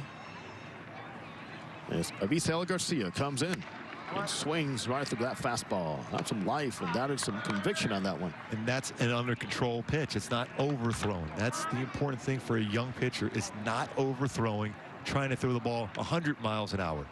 Quentin Berry ought to be happy with the base running he's seen here from Daniel Robertson today. He's coaching first base. It's Speedster himself as a player. Hit through the middle. Knocked down by the second baseman Barreto. It'll roll into short left center field. And another run comes around for the Milwaukee Brewers. They continue to find holes and put the pressure on the Angels defense. It's now 7-4 Milwaukee here in the 4th inning. Overall in this game from both sides, for the hitters, some real good ideas as far as using a big part of the field, not trying to turn on pitches, just working on some things on their timing. And that's where you're seeing some successful swings. And good base running. Again, you were right, Jose, on that one, to be able to score after it goes off the glove. As Barreto's is trying to keep that ball in the infield to prevent a run from scoring. Instead, off the glove, and good base running scores another run. We'll see some more changes here as Jason Lane stays quite busy. Again, reminding you, we are getting a feed from the Milwaukee Brewers television, doing a fantastic job with us, accommodating as much as we can. Pickoff throw to first base. You see a pinch runner. come in for Abisael Garcia. Tyrone Taylor is now the base runner at first base for Milwaukee. And snap throw, a close play, but getting back safely is Taylor. Kurt Suzuki still got that, Mark. And even though you don't pick him off, you're shortening up that secondary lead by that back pick like that by Kurt Suzuki. That's a good play. Keep that base running from the Brewers to get too many extra steps and be able to advance on the extra base. Kiston here is a batter, and he takes a fastball tailing in for a ball. Walk, scored a run back in the first inning, and then grounded into a 6-4-3 double play in the second for the UC Irvine product, and he is born in Valencia, California kid. He can really smoke a baseball. He swings right through that one. We talk about bounce back years, Mark, for guys like Hira, obviously Yelich. Now having Lorenzo Cain back, Jackie Bradley Jr. is a guy that don't take him lightly on the offensive side either. Yep. This team retooled at the last moment, hoping some of their star players come back to have the type of years they would want in a very winnable division in the National League Central. Everyone's kind of given the Cardinals that division with Nolan Arenado being picked up in a trade. But Milwaukee, they've been in the postseason quite a bit of late. They feel that they've made their right moves to be able to get back into that conversation as far as winning the NL Central. Dylan Cousins came in and ran for Omar Narvaez, so he scores that run on the single that was knocked down over there by second baseman Flanken Barreto. So Cousins gets credit for that run scored. And a very busy base path here for Milwaukee today. They lead by 3. Chris Rodriguez with pitch number 25 coming up. There goes the runner, and this ball's foul right side. Suzuki can't see it. Neither could we. No. And they're still pressing on the base paths. A lot of people in motion here, as Taylor had taken off. I really think you're going to see a lot more of that this year, Jose. I really think that somebody warming up is happening very soon here for the Angels too. Here's pitch number 26 for Chris Rodriguez. Slider down, good block by Suzuki. Andrew Heaney going back in case you missed the start of the game. Andrew Heaney faced 6 batters in the bottom of the first inning, but had to come out after 23 pitches. Suzuki shows again how to center a baseball and absorb that wild pitch, or possible wild pitch.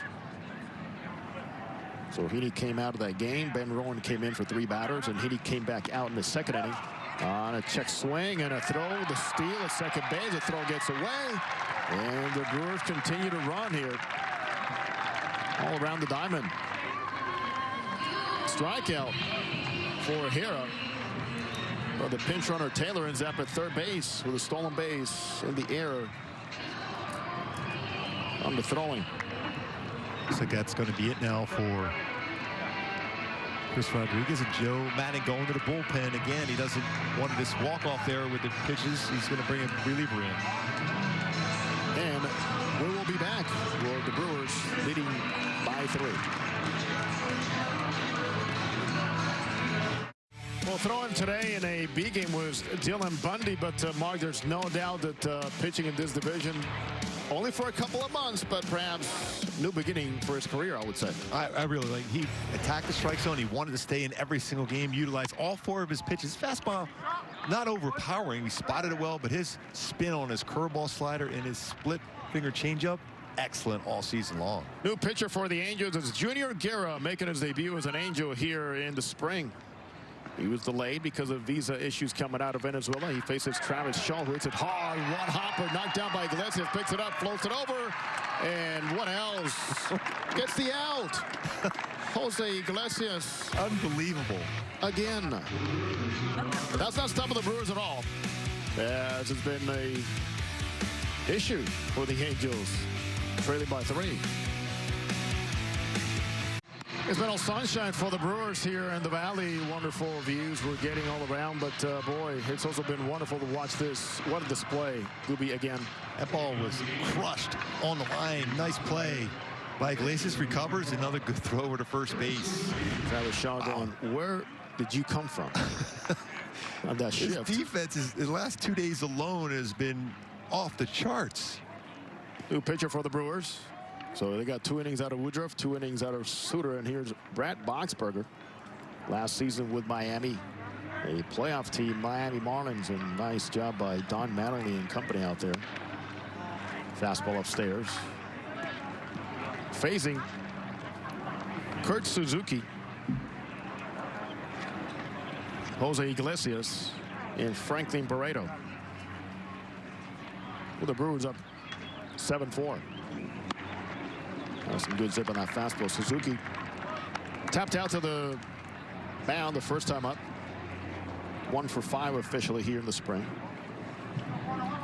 Boxberger could run his fastball 92-96. Also, there's a slider, occasional curveball, and a real good changeup. That's a pretty good breaking ball, just missing down. Home plate umpire Kyle McGrady, who is from Longview, Washington, made his debut last season in September in the big leagues. And he was behind the plate in a game at the Big A as Suzuki hits it hard, pulled against the netting. Game at the Big A where Anthony Rendon was tossed for the first time as an Angel. Well, I'm surprising, too, because he looks like he's got pretty much a tight zone as far as on the pitching side, a little bit more forgiving for the hitter. As we were splitting the feet with our Milwaukee friends, you said Jackie Bradley Jr. officially introduced today by the Milwaukee Brewers after passing that physical. A good swing by Suzuki. And it's talking more about Jackie Bradley Jr. Commanding center field in the big leagues is tough enough. Commanding center field in Boston, it's absolutely one of the toughest center fields in all of baseball. Yeah, there's maybe the toughest. You got that corner where it's what, 410 by the bullpens, and then you got the big wall in center because you're not willing to run into that thing too often. Left side, shortstop Boosted picks it up, bare hands, and the throw is wide, and Suzuki will reach. When you look at defensive zone ratings for Jackie Bradley Jr., it just jumps off the charts. So the Brewers are getting themselves a very fine ball player and also a wonderful guy in that clubhouse. So an error officially on the shortstop. Looks like Kurt Suzuki going to be pinch run for. Well, Bryce Terang with the error and a pinch hitter now for Suzuki, who goes 0 for 2 officially today. And that'll bring up Havana Magic himself, Jose Iglesias.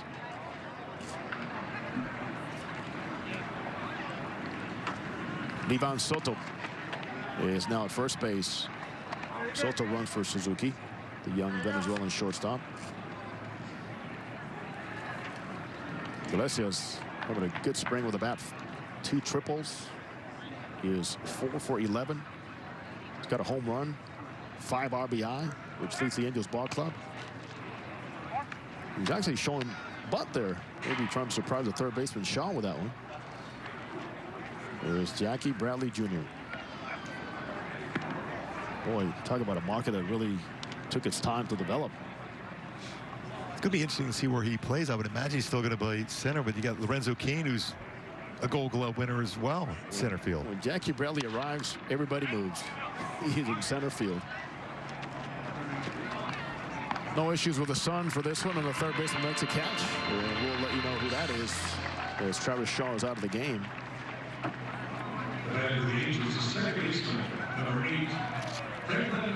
That's one out.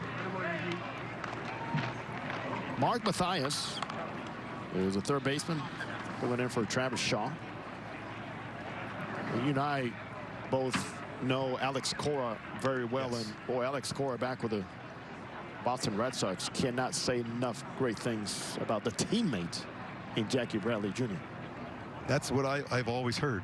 He's an incredible teammate. We know how good he is out in center field, but be that kind of clubhouse presence will be big for the Brewers going forward. And Mark, how about this? When somebody named Fred Lynn gives you a nice social media send-off, yeah, that's pretty good. It means a lot. Wow. Freddie Lynn. Yeah. Wishing him the very best. Top of the order for the Angels, Franklin Barreto hits for the first time. He replaced David Fletcher, who went 0 for 2 today.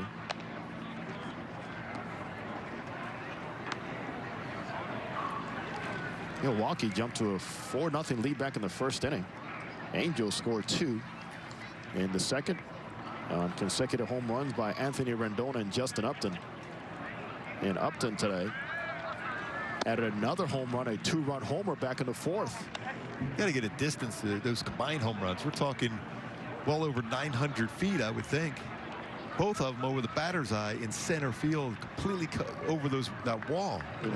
That's unreal. Impressive power, Mark, but impressive sound off the bat. Big lead at first base for Livan Soto. And a fastball gets enough of the corner against Barreto. Barreto, who is out of options after a good start with the bats, he's 3 for 8. You know, and talking about options, Mark, finding out more, talking to Jaime Barria yesterday. Yes, I saw something about that as well. There's a chance that they might find another option on him for this season as Barreto dumps it to short center field for a base hit. Comes into the game, he's 1 for 1. That makes him now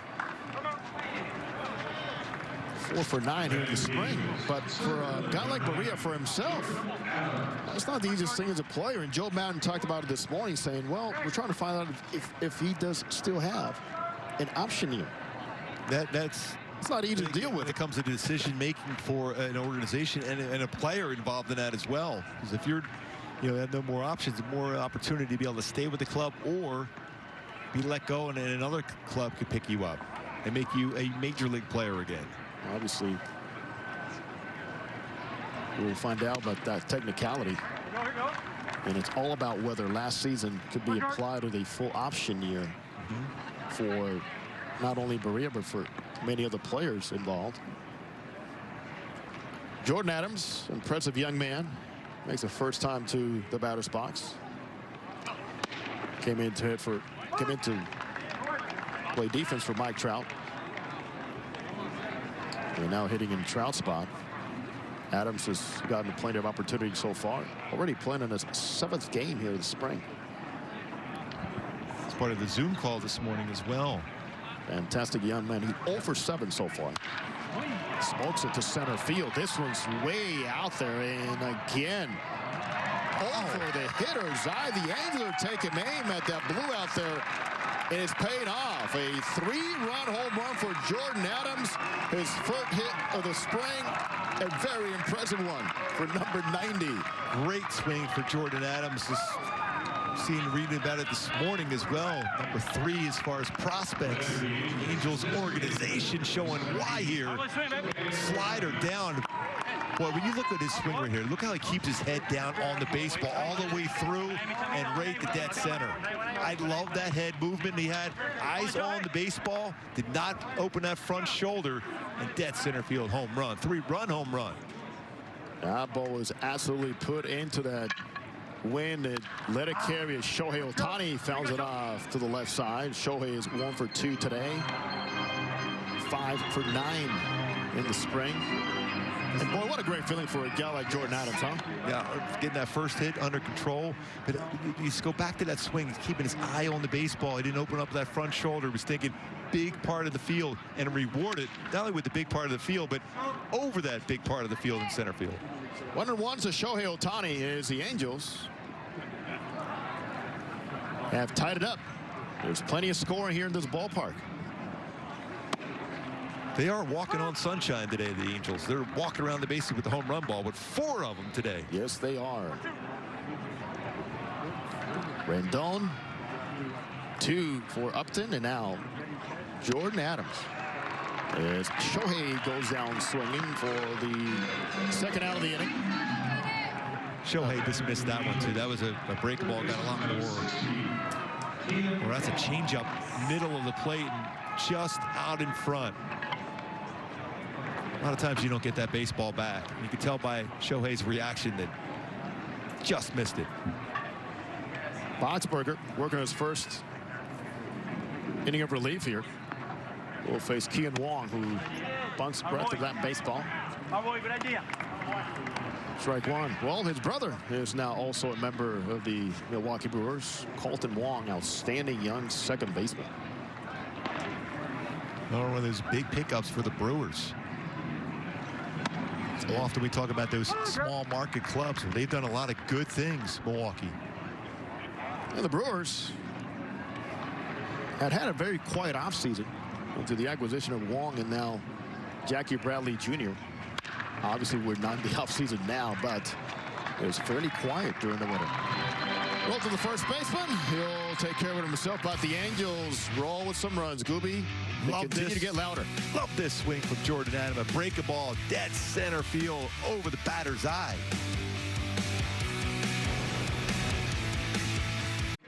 7-7 tie. Angels loud bats here this afternoon. The long ball prevailing, and we have a chance to hear from the one that set the tone with a couple of them today in Justin Upton. Feels good. You know, being consistent in my work during the day and being able to take it to the game. You know, that's part of the plan. So being able to see some results. And can you tell us about that play Iglesias made? You know, I played with him in Detroit, and you got to be prepared for everything. I've seen him make that play a bunch of times going back like that, but he's never flipped me the ball. So that was a surprise, but, you know, we completed the play. All right, thanks a lot. Thanks, Fletch. We'll go to Fabian.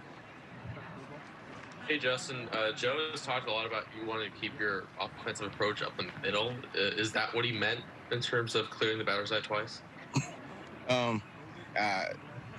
That's a result of it sometimes, for sure. But, you know, just being able to stay through the middle keeps you on everything, keeps you on all pitches. And I've been able to handle a few off-speed pitches early in camp and handle a fastball today. So, you know, trying to maintain that approach, I think, can help me throughout the season. When you're like focusing on your hands like that and you're able to generate power with your hands like that, how much confidence does that give you? Well, I think your hands save you in a lot of situations. So, you know, just kind of keeping your direction and keeping the swing short can definitely be beneficial. Thanks, Justin. Thanks, Fabian. I'm going to give it a second before we let Justin go because I don't have any hands up. Go ahead, Nick. Hey, Justin. What's up? So what has been your experience as far as just being in spring training, preparing for the season, now that you guys have a full season as opposed to what transpired last year? What was that? You broke up for a second. Sorry about that. No, I was asking what has been your attitude and your mentality coming into spring training now that you guys have a full season as opposed to what you guys faced last season with just a short season because of the pandemic? Well, I think, you know, I think the difference is you have to ramp up a lot faster. You have to, you know, I think our spring training last year wasn't what we were used to, but with a full spring, you get your full workload of work and at bats, and you can kind of fine tune things a little bit better than last year when, you know, we kind of had to ramp up really quick.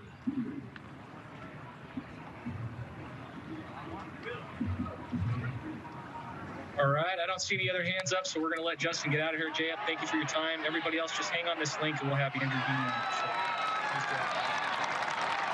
Thanks, Well, thanks to Angels Media Department for helping us with Justin Upton. To hear it in his own words is great. He talks about how much his hands can save him. Yeah, and I love what he said about fastballs, too. We saw and talked about that a lot of last couple of years, kind of guessing wrong and getting beat by some fastballs, and they were good, hard fastballs he was able to hit out the dead center field. It's Junior Guerra, the former Brewer, who came in to get a ground ball in the fourth inning, retire the last batter, and serves up a double here to Manny Pena, who comes out of the game for a pinch runner. Pena, sac fly and a couple of doubles, 2 for 2 for the Brewers catcher.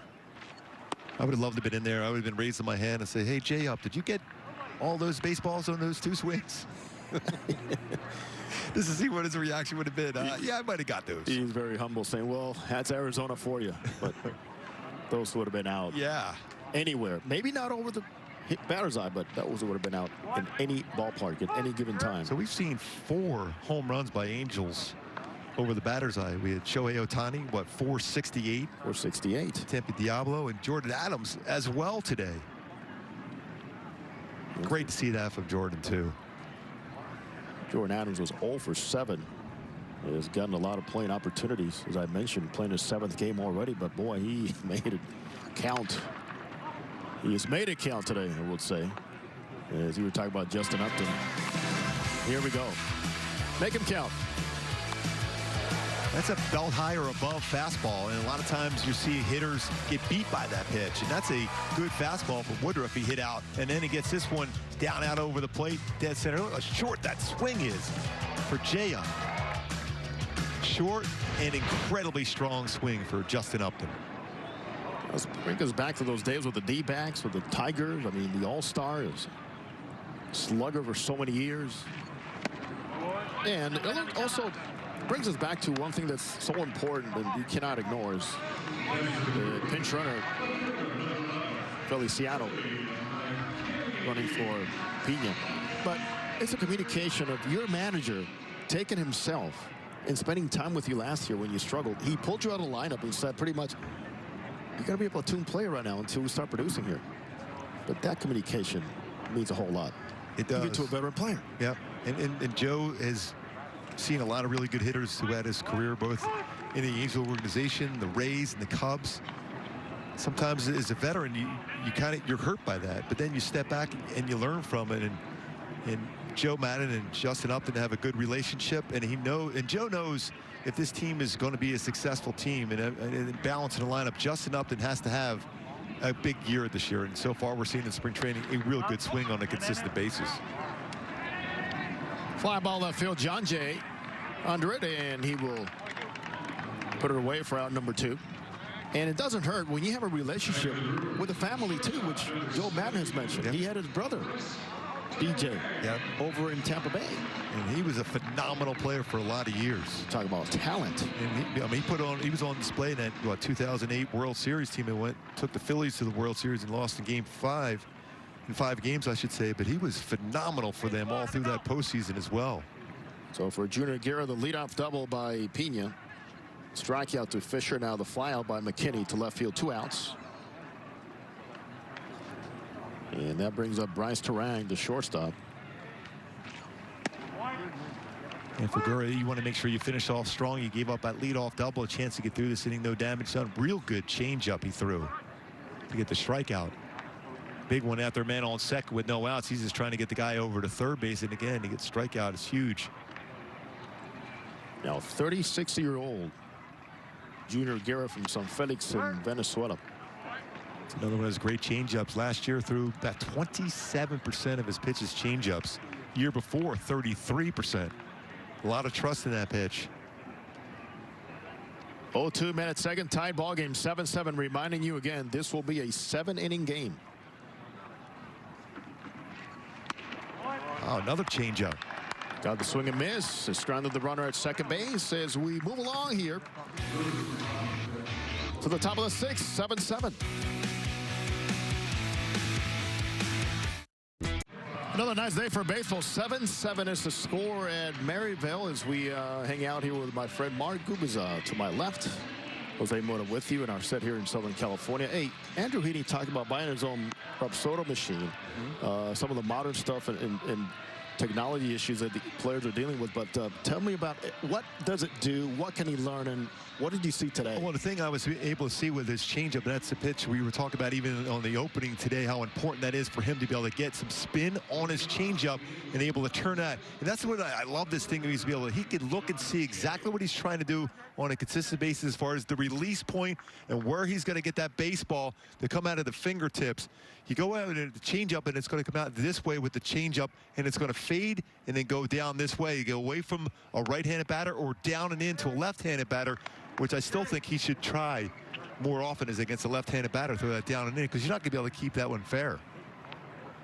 Nice demo there, Gooby. Outstanding job all the way around. And again, the line on Andrew Heaney. It's John Jay steps in. In the 7-7 ball game, he swings and misses.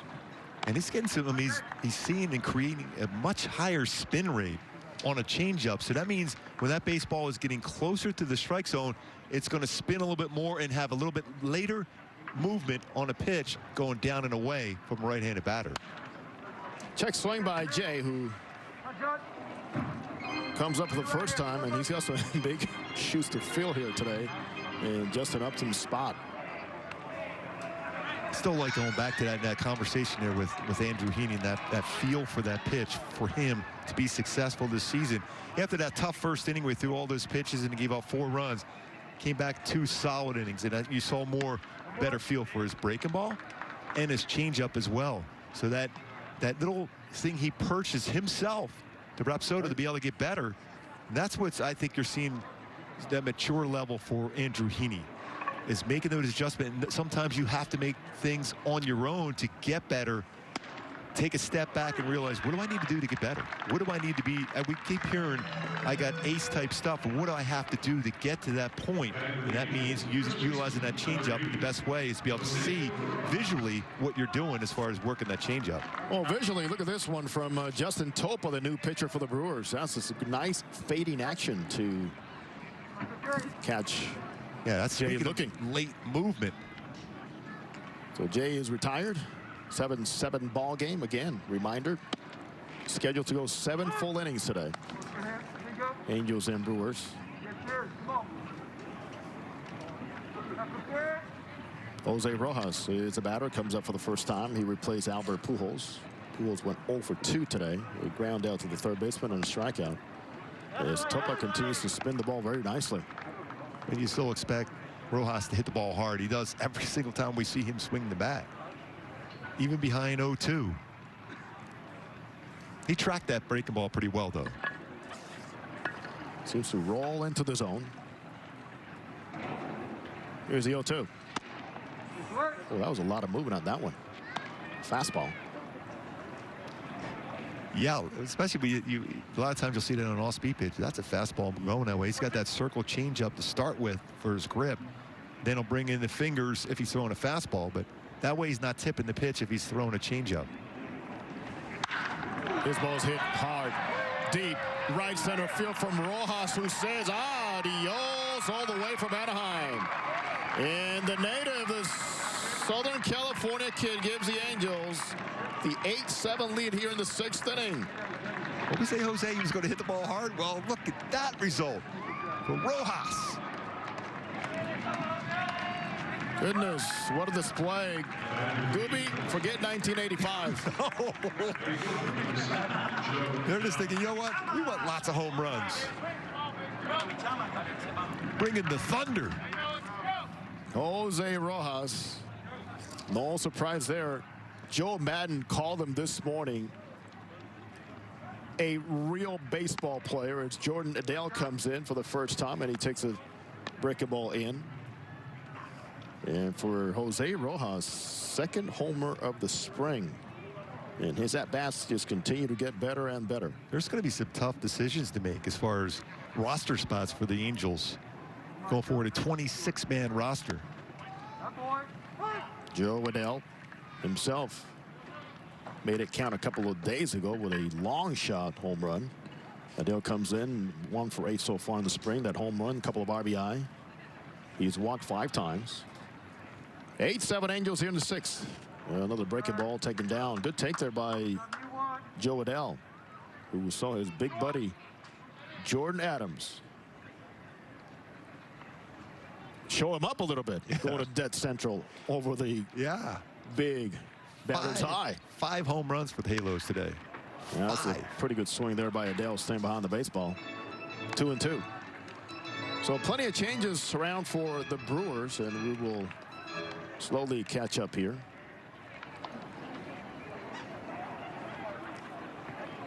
Boy, a lot of home runs hit. We're going to be talking about that on the postgame show, but still that play by Jose Iglesias, that double play on that pop-up, how far he ran, and that back flip to Upton, and then a nice swing here for Joe Adele. Adele goes up the middle, base hit. Came in to replace Dexter Fowler. Fowler batting 7th today, 0 for 2. Gooby, what did they mention earlier? The swings, Adele going through the box, and the confidence that the home run can bring sometimes. Look at this.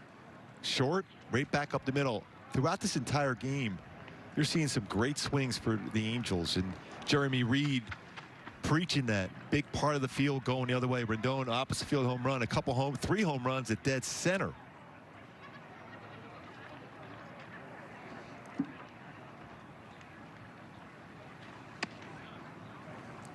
Jose Iglesias today, again, flashing some serious magic at shortstop. Look at this play. Look where he's at to start with. Look how far he's got to cover. He's waiting for Upton to call this ball, and last second he reaches out, catches it, flips it behind his back to Justin Upton, who picks up an assist on that double play. We thought we couldn't breathe after that play yesterday. There goes Adele on the hit and run, and a swing by Gratterall, the batter. Adele getting back to second base. Thought about keeping his legs moving to third base. Okay, there's our reference for 1985. There you go. Joe waited until the end of the game to get it working. Runner in motion. Big slider, and good job by Gratterall protecting. That's his job. Yeah, no matter where the pitch is thrown, you're going to be up there distracting the catcher and swinging at it no matter what. And Adele thought about it going all the way to third, but slammed on the brakes. In scoring position. He gets a stolen base. Gratterall batting for the first time. Kurt Suzuki gave in to the pinch runner, Livan Soto, back in the 5th inning. And Soto gives here way to Gratterall. Gratterall, one of those guys that, boy, so valuable to have in camp. 2019 in AAA. 249, 2 homers, 26 RBI in 58 games. Former Halo, as he told me, comes back home. And in great shape. Yes, he is. He has shed over 40 pounds. 8-7 Angels. Breaking ball. This one hung right over the plate, and Gratterall just misses it. And his reaction, hitters will always tell you, I had my pitch. I remember the late great Don Drysdale would always tell me during the course of an at-bat, a hitter's going to have one pitch at least to hit. You just got to hope at that time he misses it, and you negate the fact that you don't want to throw too many of those mistakes. So that might have been that one mistake that Gratterall got in his at-bat. He missed it. Hopefully he'll get another one, though. 1 for 4 for Gratterall in the spring so far. Makes contact, goes the other way, inside the line. Extra bases for Gratterall. Let's see. It goes against the base of the wall. And Dell will score, and Gratterall made me look good because he made it to extra bases. Yes, he did. I called it too early. It's a double for Juan Gratterall, and it's now 9-7 Angels. So base hit up the middle by Adele, steals a bag, and then Gratterall goes the other way, drives in another run. Manufactured run here on this one. Inside out, let that baseball get a little bit deeper in the strike zone. Gratterall hits it right down the right field line for a double. If this ball's handled cleanly, man, I'm looking bad. I call an extra base way beforehand. He got there because of all that workout and all that weight he lost. That's how I was able to get the double. You're absolutely right. Well, Luis Rengifo, who came in to play shortstop, is the batter. Angels now with a 2-run lead here in the top of the 6th. Rengifo takes a breaking ball inside. Rengifo himself has looked pretty decent here this spring. 3 for 7, home run, 3 RBI, and he has shown a lot of power from the left side going the other way.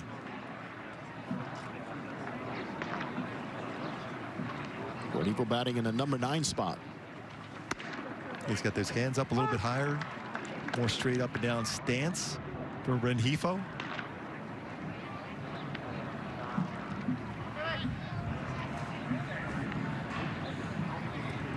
Switch hitter Rengifo. Struggled mightily last season. You can see, as Mark alludes to, it's how much more straight up he is. Rolls it to the right side. And he'll be retired for 3 as Gratterall moves over to third base now with 2 outs.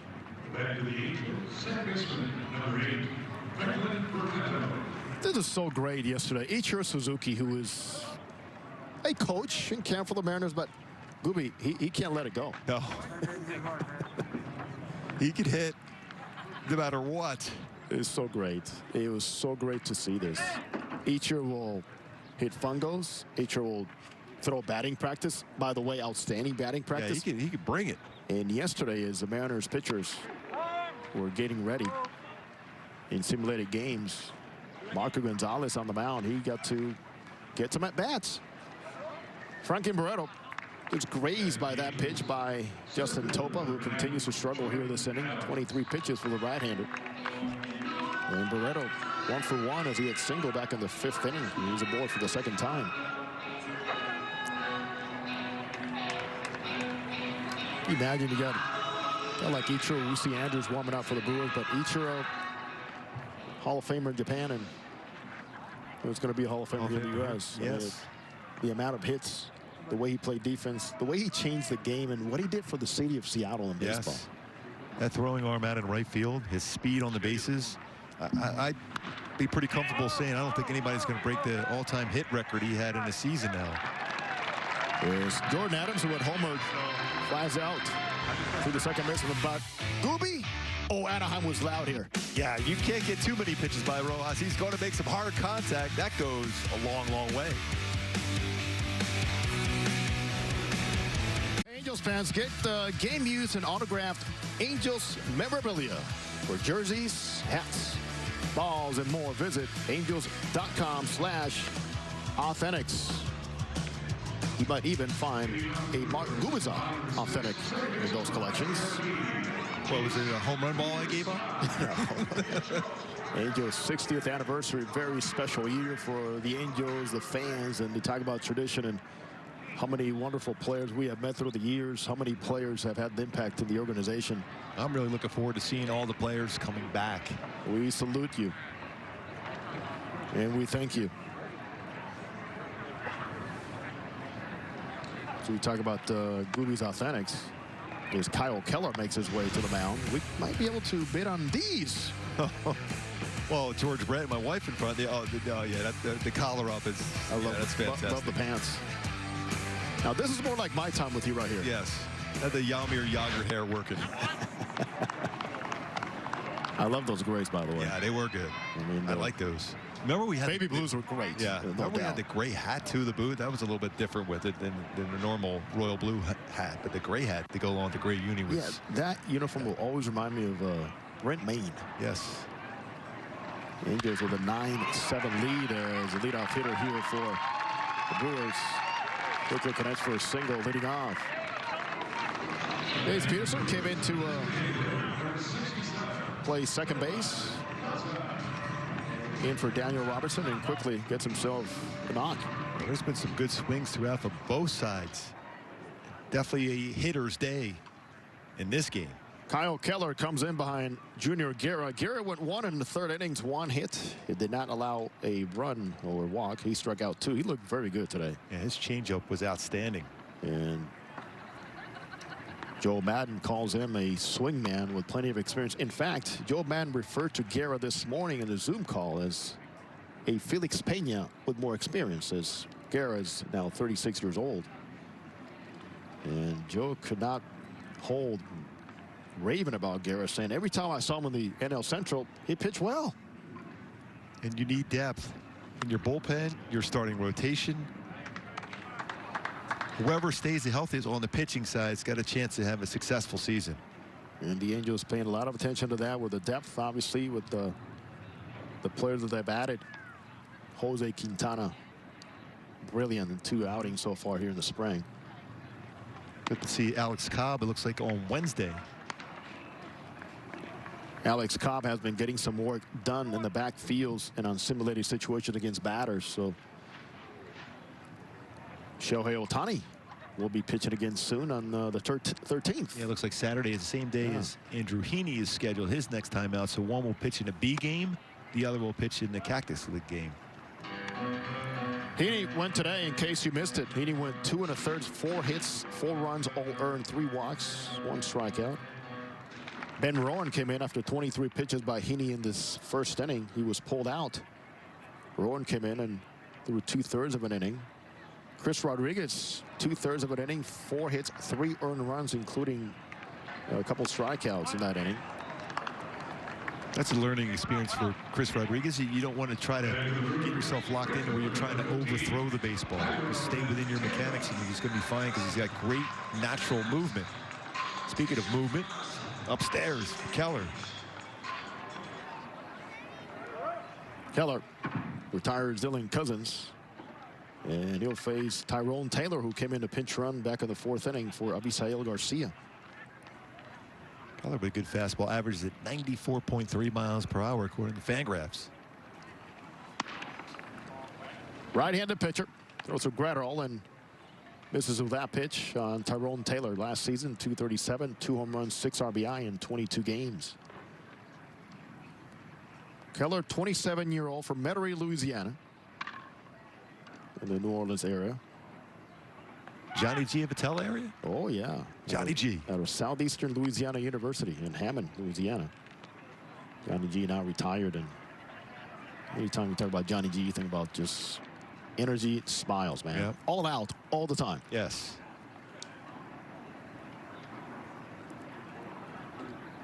Keller back in 2020, last season, a couple games for the Angels. 2 in the 3rd inning, 3 hits, 2 earned runs. He had no wins, no losses, 7.71 ERA.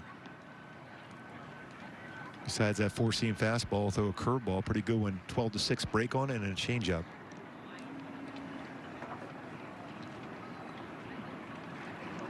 Angels up 9-7 here in the 6th. Remember, this is a 7-inning game as scheduled. And Gratterall, nice framing job, but does not get the call on that one. That was a pretty good spot.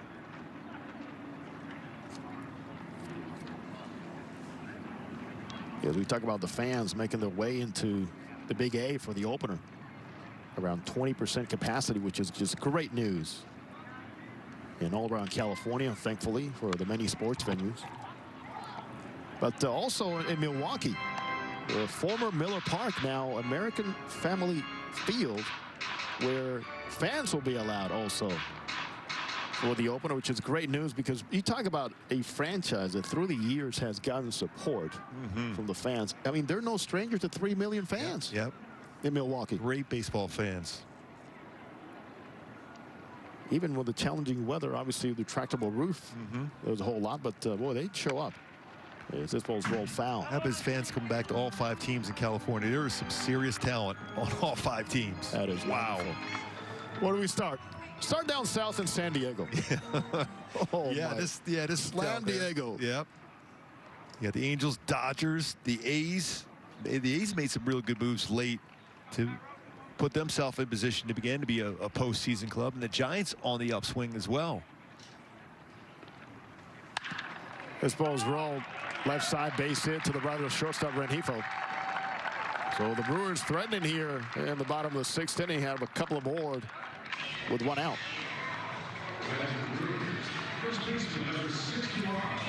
And obviously, when we talk about the down south in San Diego, we're talking about a core group of players starting now with the recently signed longest contract in baseball history for Fernando Tatis Jr. How about the 3 star players in Southern California? Mookie Betts, Mike Trout, and Tatis Jr. all going to be around for a long, long time for baseball fans in SoCal, just to be able to watch them. Fun for the fans and headache for the pitchers. Yeah. Oops. Pitchers are going, where's that 10, 13-year contract for me? Although Garrett Cole got a nice long-term contract, SoCal kid for the New York Yankees, though. Yes, he did. Well earned. And now Trevor Bauer on the mound for the Dodgers. Also making some noise already in spring training. I still have to laugh. He said he was throwing some pitches in the first inning the last time out with his one eye closed. Yes.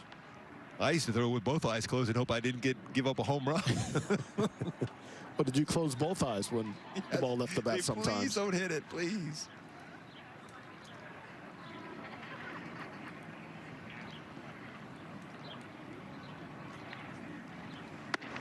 Keller fills his zone. Nope, is not the call that he wanted. Love that pitch. 0-2 fastball just off the outside corner because it sets up the next pitch because as a hitter, you think, okay, I got to expand the strike zone now because that was so close. You hear everyone reacting that it might have been a strike, so you're more apt to go after the next pitch. This is one you don't have to throw in the strike zone. Zach Green is the batter. Breaking ball, you overthrew that one. You can see the way he was approaching it. He had him set up, too. But overthrew the breaking ball. Green came in to play in number 4 spot in the batting order for Keston Hiura, who today went 0 for 2 with a walk and a run scored. You got to be careful here in this situation. The ball is carrying very well here today. 2-2 misses down and away. Well, you went from a borderline, could have been a call, third strike, 0-2. Now all of a sudden you look up, it's 3-2. Advantage now for the hitter. You wonder if they're going to be on the move. We've seen them running quite a bit today. Mark Mathias is on deck for Milwaukee. Will they go 3-2? Anticipating contact. Contact is made, foul hard. The runners were not going there.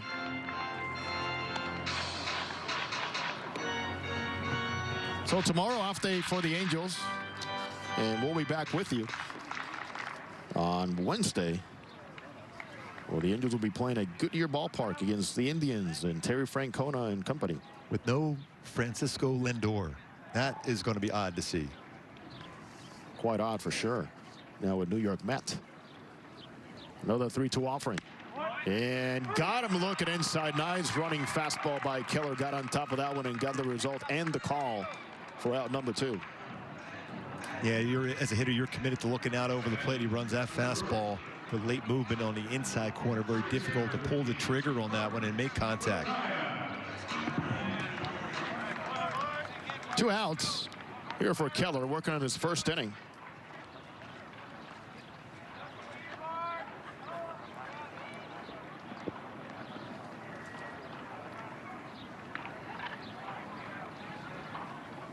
Mark Mathias takes a breaking ball, a good spot, 0-1.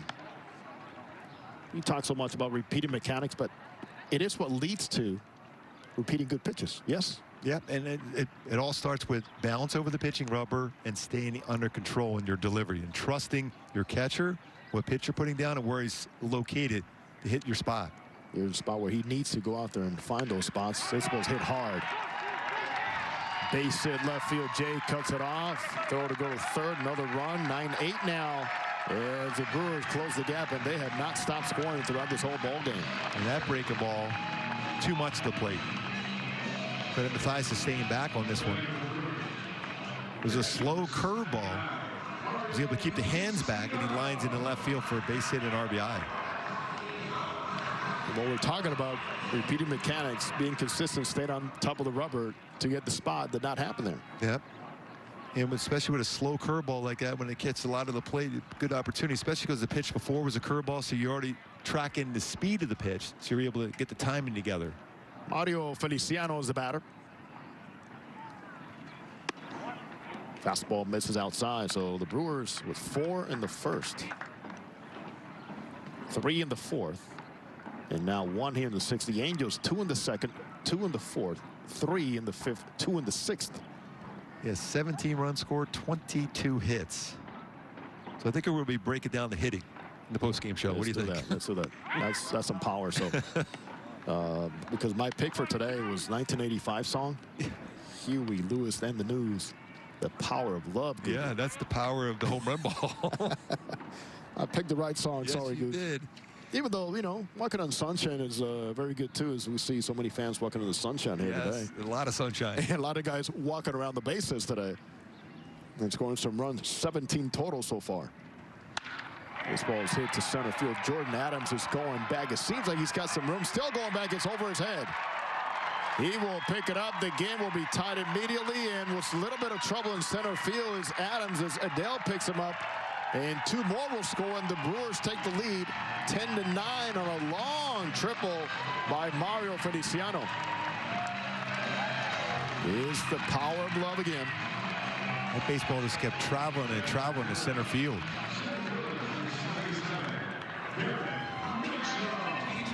A lot of the plate, didn't try to pull it. That shows a pretty good power to center.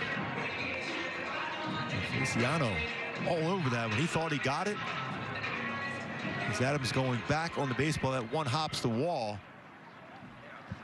And then it gets, when he's trying to plant his foot, it looked like he got caught on the turf out there in the outfield and slipped. Backed up by Joe Adele. Joe Adele, great job being there for his teammate. Who knows what happens if he's not there to support and find that baseball and throw it in. Garrett Mitchell's the batter. Grounded to the right side. Barreto picks it up and throws it out as we see the Brewers score again. And they take the lead 10-9. Well, if it isn't big. plenty of action for the fans, families, but also for the players on the field. 19 total runs, 23 hits, a couple of errors. And one thing that really catches my eye, Mark, who was out here to my left, is the walks have not been much of a factor here today. There's a lot of hitters comfortable in the batter's box, swinging the bat well. The baseball carries really well here during the day, and it's been flying throughout. The Brewers have not issued a walk to the Angels today, and the Brewers have received 3 walks from the Angels, and they all came from Andrew Heaney back in the first inning. As Perdomo makes his way to the mound, this guy has got a lot of fuzz on that fastball. He's a big boy, 6'8", 265, 26 years old, from San Cristobal in the Dominican Republic, land of Irvin Santana. The young Magic. Yes, he's back too. Kansas City. Brandon Marsh is a batter facing Perdomo. As mentioned, hard thrower. Lefty, big frame. Last season struggled in 3 games. ERA over 20. Good seeing Brandon Marsh in there getting the swing. He's working that throwing program to get back out there in the field, but now able to swing the bat. Yes, he has been slowly just getting back to the defensive side of things, and slowed down by arm injury. Oh, we saw that sweet swing and that speed on display recently as he tripled to right center field a few games ago. And he even stumbled to go around second and third and still made it easily in there for a triple. Very fine young player, great baseball aptitude, skills, and the ability to patrol center field. A great outfielder already with a very good throwing arm, a football player. Hitting for the first time here today is Marsh. This game's scheduled for 7 innings. We shall see what happens here if there will be a bottom of the 7th inning.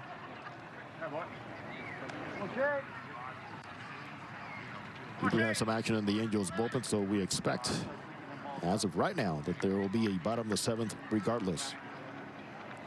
Marsh comes in number 3 spot, vacated by Shohei Ohtani, who went 1 for 3. He goes the other way to the shortstop. Picked up and thrown out. 1 out. I like that contact, Mark, the other way against a lefty like that. Yep. A lot of trust. Mentioned Justin up and talking about trust in your hands. There's a lot of trust in the hands for Brandon Marsh. Look a little bit more and more like Charlie Blockman. The more you look at him with that beard going. Chuck Nasty, Colorado Rockies. Let's hope that the careers parallel each other. As Charlie Blockman's had a nice career himself for the Rockies. Kean Wong is the batter. As mentioned, his brother Colton now, the former Cardinal, a member now of the Brewers. Son is a free agent. Mario Feliciano closely giving the signs. Put down the slider, now the fastball. Pinpoint. Good fastball, under control as far as throwing the baseball. You know, well, somebody with his big frame, Mark, it's tough to keep it all together sometimes. Yeah, you have a tendency to that front shoulder to open up a little bit more so. That's why that balance over the pitching rubber, that's why you got to try to be slower and get yourself that good balance. And then you utilize that body frame to work downhill to be more successful.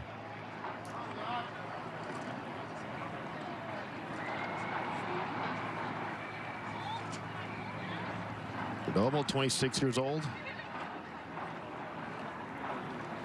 6'8", 265. Breaking ball, and it's hit in the air. Second baseman, Peterson under it, and he will put it away for out number 2.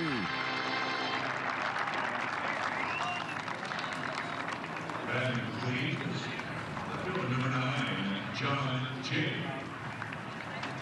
With our feed coming in from the Brewers, a lot of talk about Mario Feliciano. And one thing for the Brewers, they are stacked in their system with some catchers, and he is one of those right there. And not many organizations can say that exact thing. They have some fine receivers in their farm system. As Feliciano takes and picks this one up like nothing. Boy, that's about as smooth hands that you'll see behind the plate right there. As John Jay comes up for the second time today, he's 0 for 1. Well, if you have depth in your organization as far as the catching position, you have plenty of opportunities to make deals, too.